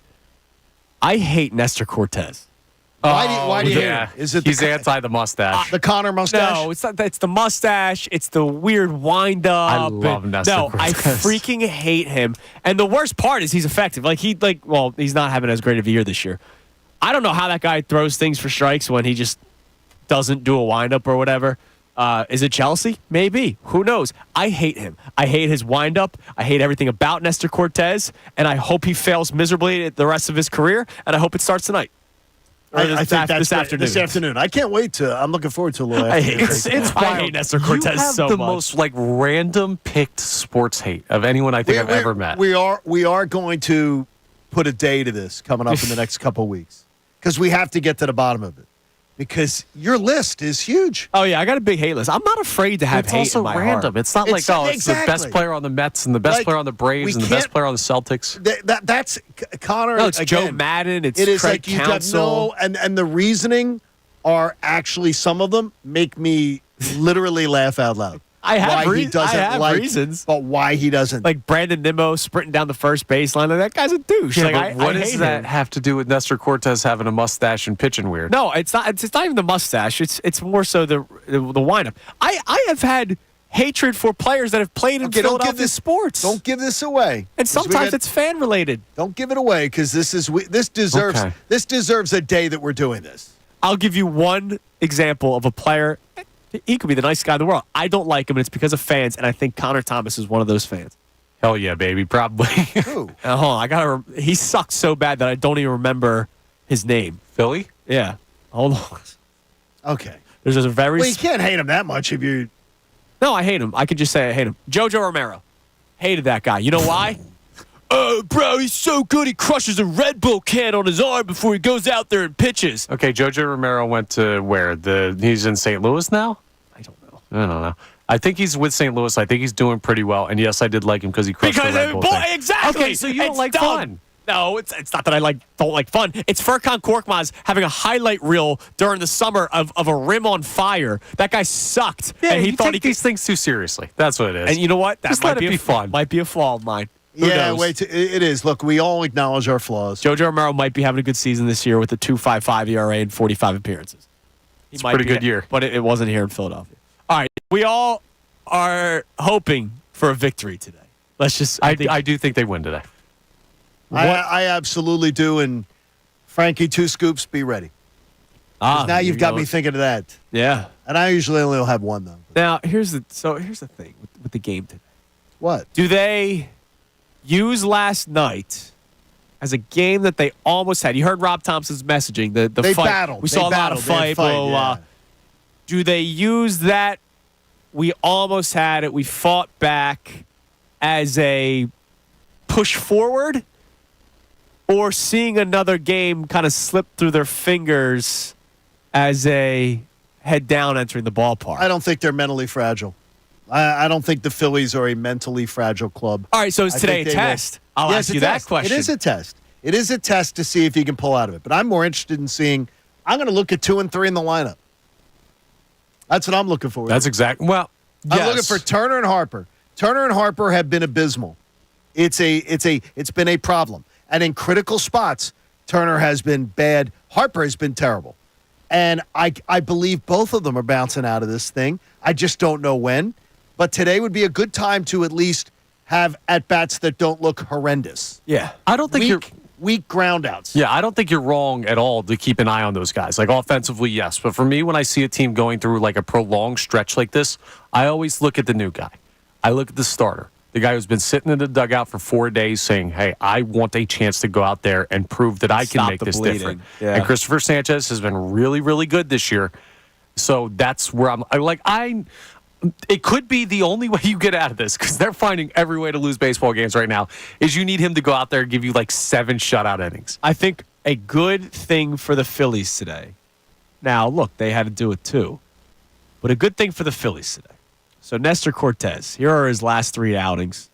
4 earned runs, 6 earned runs, 5 earned runs, okay? This is not a guy who is a dominant pitcher. He was much better last season. Yes. 2 seasons ago. So his innings pitched in those last 3 outings. 4 2/3, 4 1/3, 4 1/3. He is not going deep into ball games. The Phillies and Yankees played 12 innings last night. The Yankees had to use 6 pitchers out of their bullpen. Now, the Phillies also had to Phillies used 5, right? They had to use their bullpen as well. But Christopher Sanchez, we've seen him go 6, 7 innings. Nestor Cortez has been having a bad year and has not been pitching much into the 6th. Yes. So maybe that's a good sign for the Phillies, as long as the bats are ready to be awake for this game. Early start.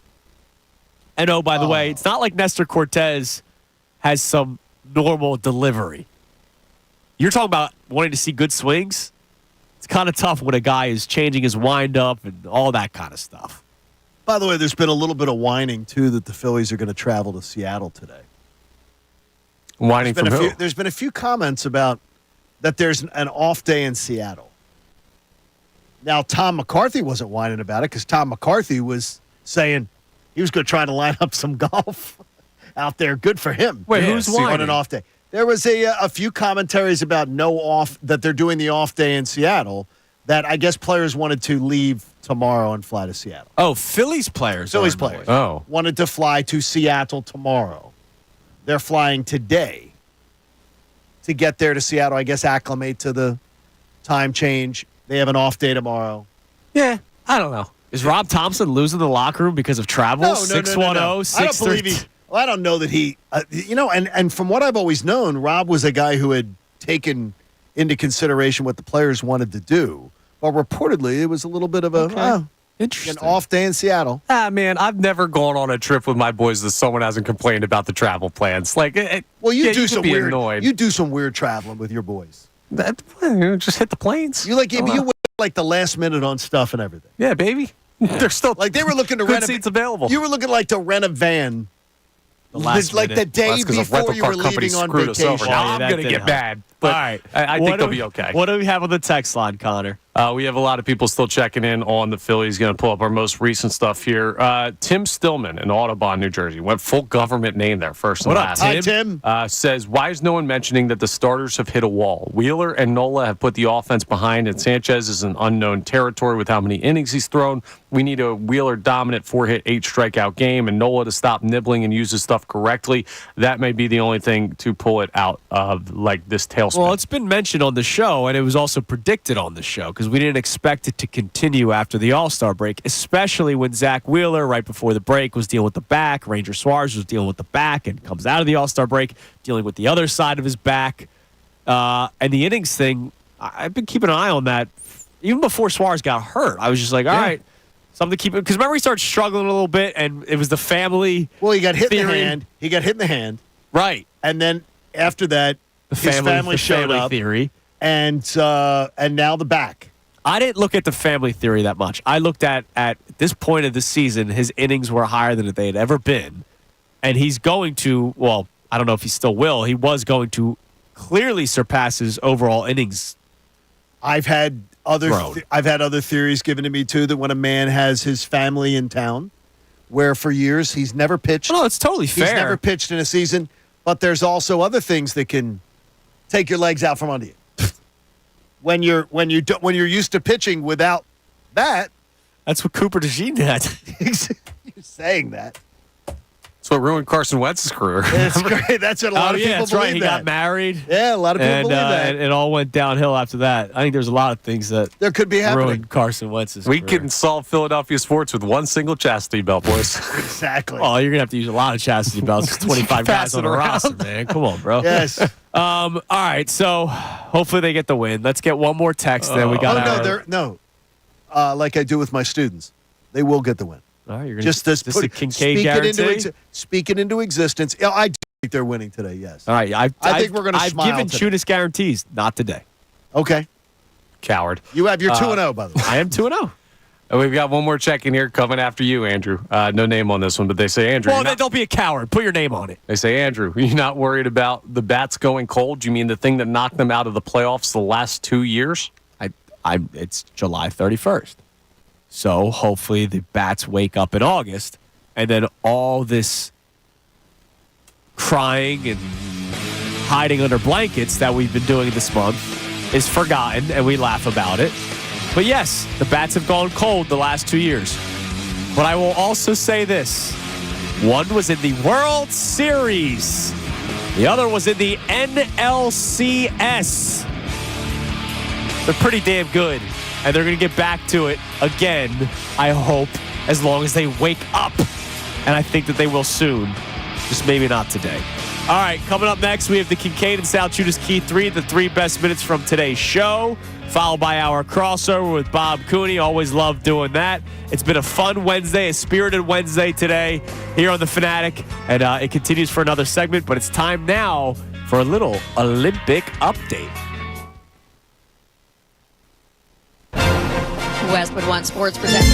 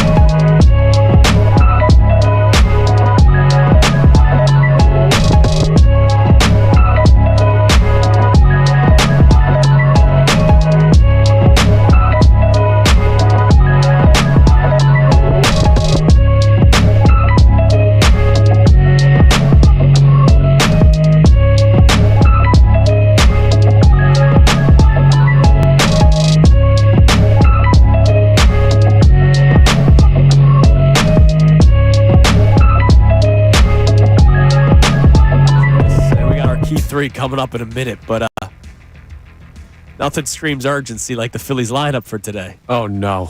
He told me to not look at it because it was going to set me off. Oh, no. Yeah, I'm really looking forward to going to the Phillies this afternoon. Tell me about it. Schwarber leading off, no surprise. Hayes is batting second. Left. Harper is playing, batting third. Bohm, cleanup, Castellanos fifth. Edmundo Sosa, you're starting shortstop. Weston Wilson, you're starting second baseman today. Oh, my God. So both Stott and Turner out of the lineup. Stubbsy behind the dish. Oh, jeez. And Rojas in center. I kind of love it. No, you don't. Yes, you can just pencil in about 12 outs with your last two hitters in your order. Nah, dude. Like, we've reached the unhinged portion of how can this team not be winning some of these games. This is the one that they're going to win? Who knows? Yeah. Watch, this will be the one they win. Exactly. I mean, look, and we know the Marsh Rojas thing, so that's not a surprise. We knew that Real Muto was probably going to get the day off. Why does Trey Turner need the day Both off? guys in the middle of the order is interesting to me. Yeah, that's Why weird. does Trey Turner need a day off? I don't know. And JT Realmuto is a day off tomorrow. Yep. In a time where you're trying to avoid being swept, I've told it to you. I find this interesting. I've told it to you before.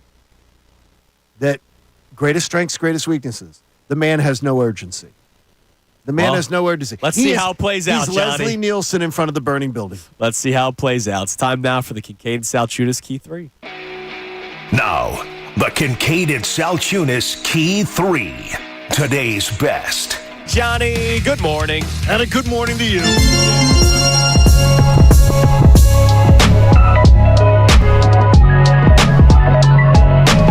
Great morning. So I want to focus on the boiling point of the Phillies first. Let me remind you, they will be playing in October. There will be a Red October in Philadelphia. But nobody wants to hear that right now. No, that's not a good lead. And so we're going to talk about, because I'm not going to apologize, but we have kind of poo-pooed the fan base that's been miserable and terrified and fearful. Is that fair? Or is it we poo-pooed the people who say, they're done, it's over, this team's going nowhere? More so that. I mean, I think we poo-pooed the extreme. Because we brought up the struggle. Absolutely. And believe me, they continue. But they continue, and now voices are getting louder. And the people that aren't going to the extreme of they're going to lose the division, which I still think is completely ridiculous to say that. There are people that are starting to realize, all right, there are issues with this team, the issues that we saw in the NLCS, the issues that we saw in the World Series the year before, as you have pointed out, John. And we're now seeing this in the month of July, and hopefully it ends with the month of July. Hopefully August is a much better month for the Phillies. And so I don't apologize for poo-pooing it,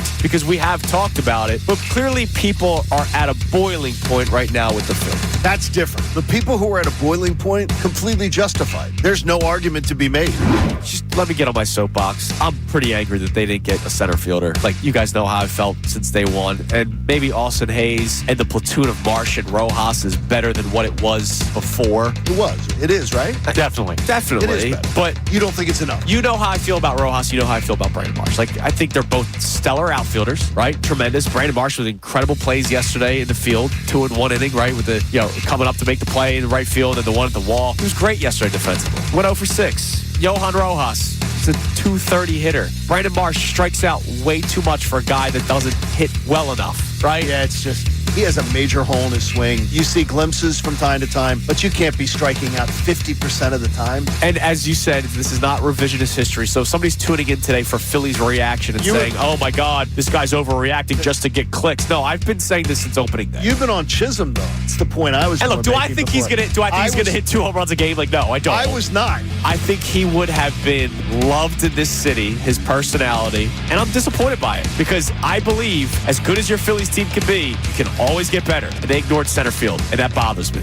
From ESPN, the great Adam Schefter joins us. Shefty, good morning. My point to you is this. We might think we have an idea of coaches on the hot seat today, but I guarantee you it's going to look a lot different in September and October, November. I guarantee you. And Bill Belichick, as somebody who respects the profession too much, is sitting back saying, yes, do I think he'd like to be a coach again? I do. Do I think he's getting ready for that? Yes, he is. Do I think he's got his eyes circled in a predatory way on a team like? I do not believe that. If I see Rob Thompson one more time, just come with the same message every damn day. Something needs to change. Do I need him to flip over a table and act like a nutcase, which he's not? No. But I do need a difference in messaging. If Nick Sirianni came out every day with the same message during the decline, anytime, we kill him. The same message all the time. We're not trying anything different. It's just the same old monotone delivery. It may work over 162.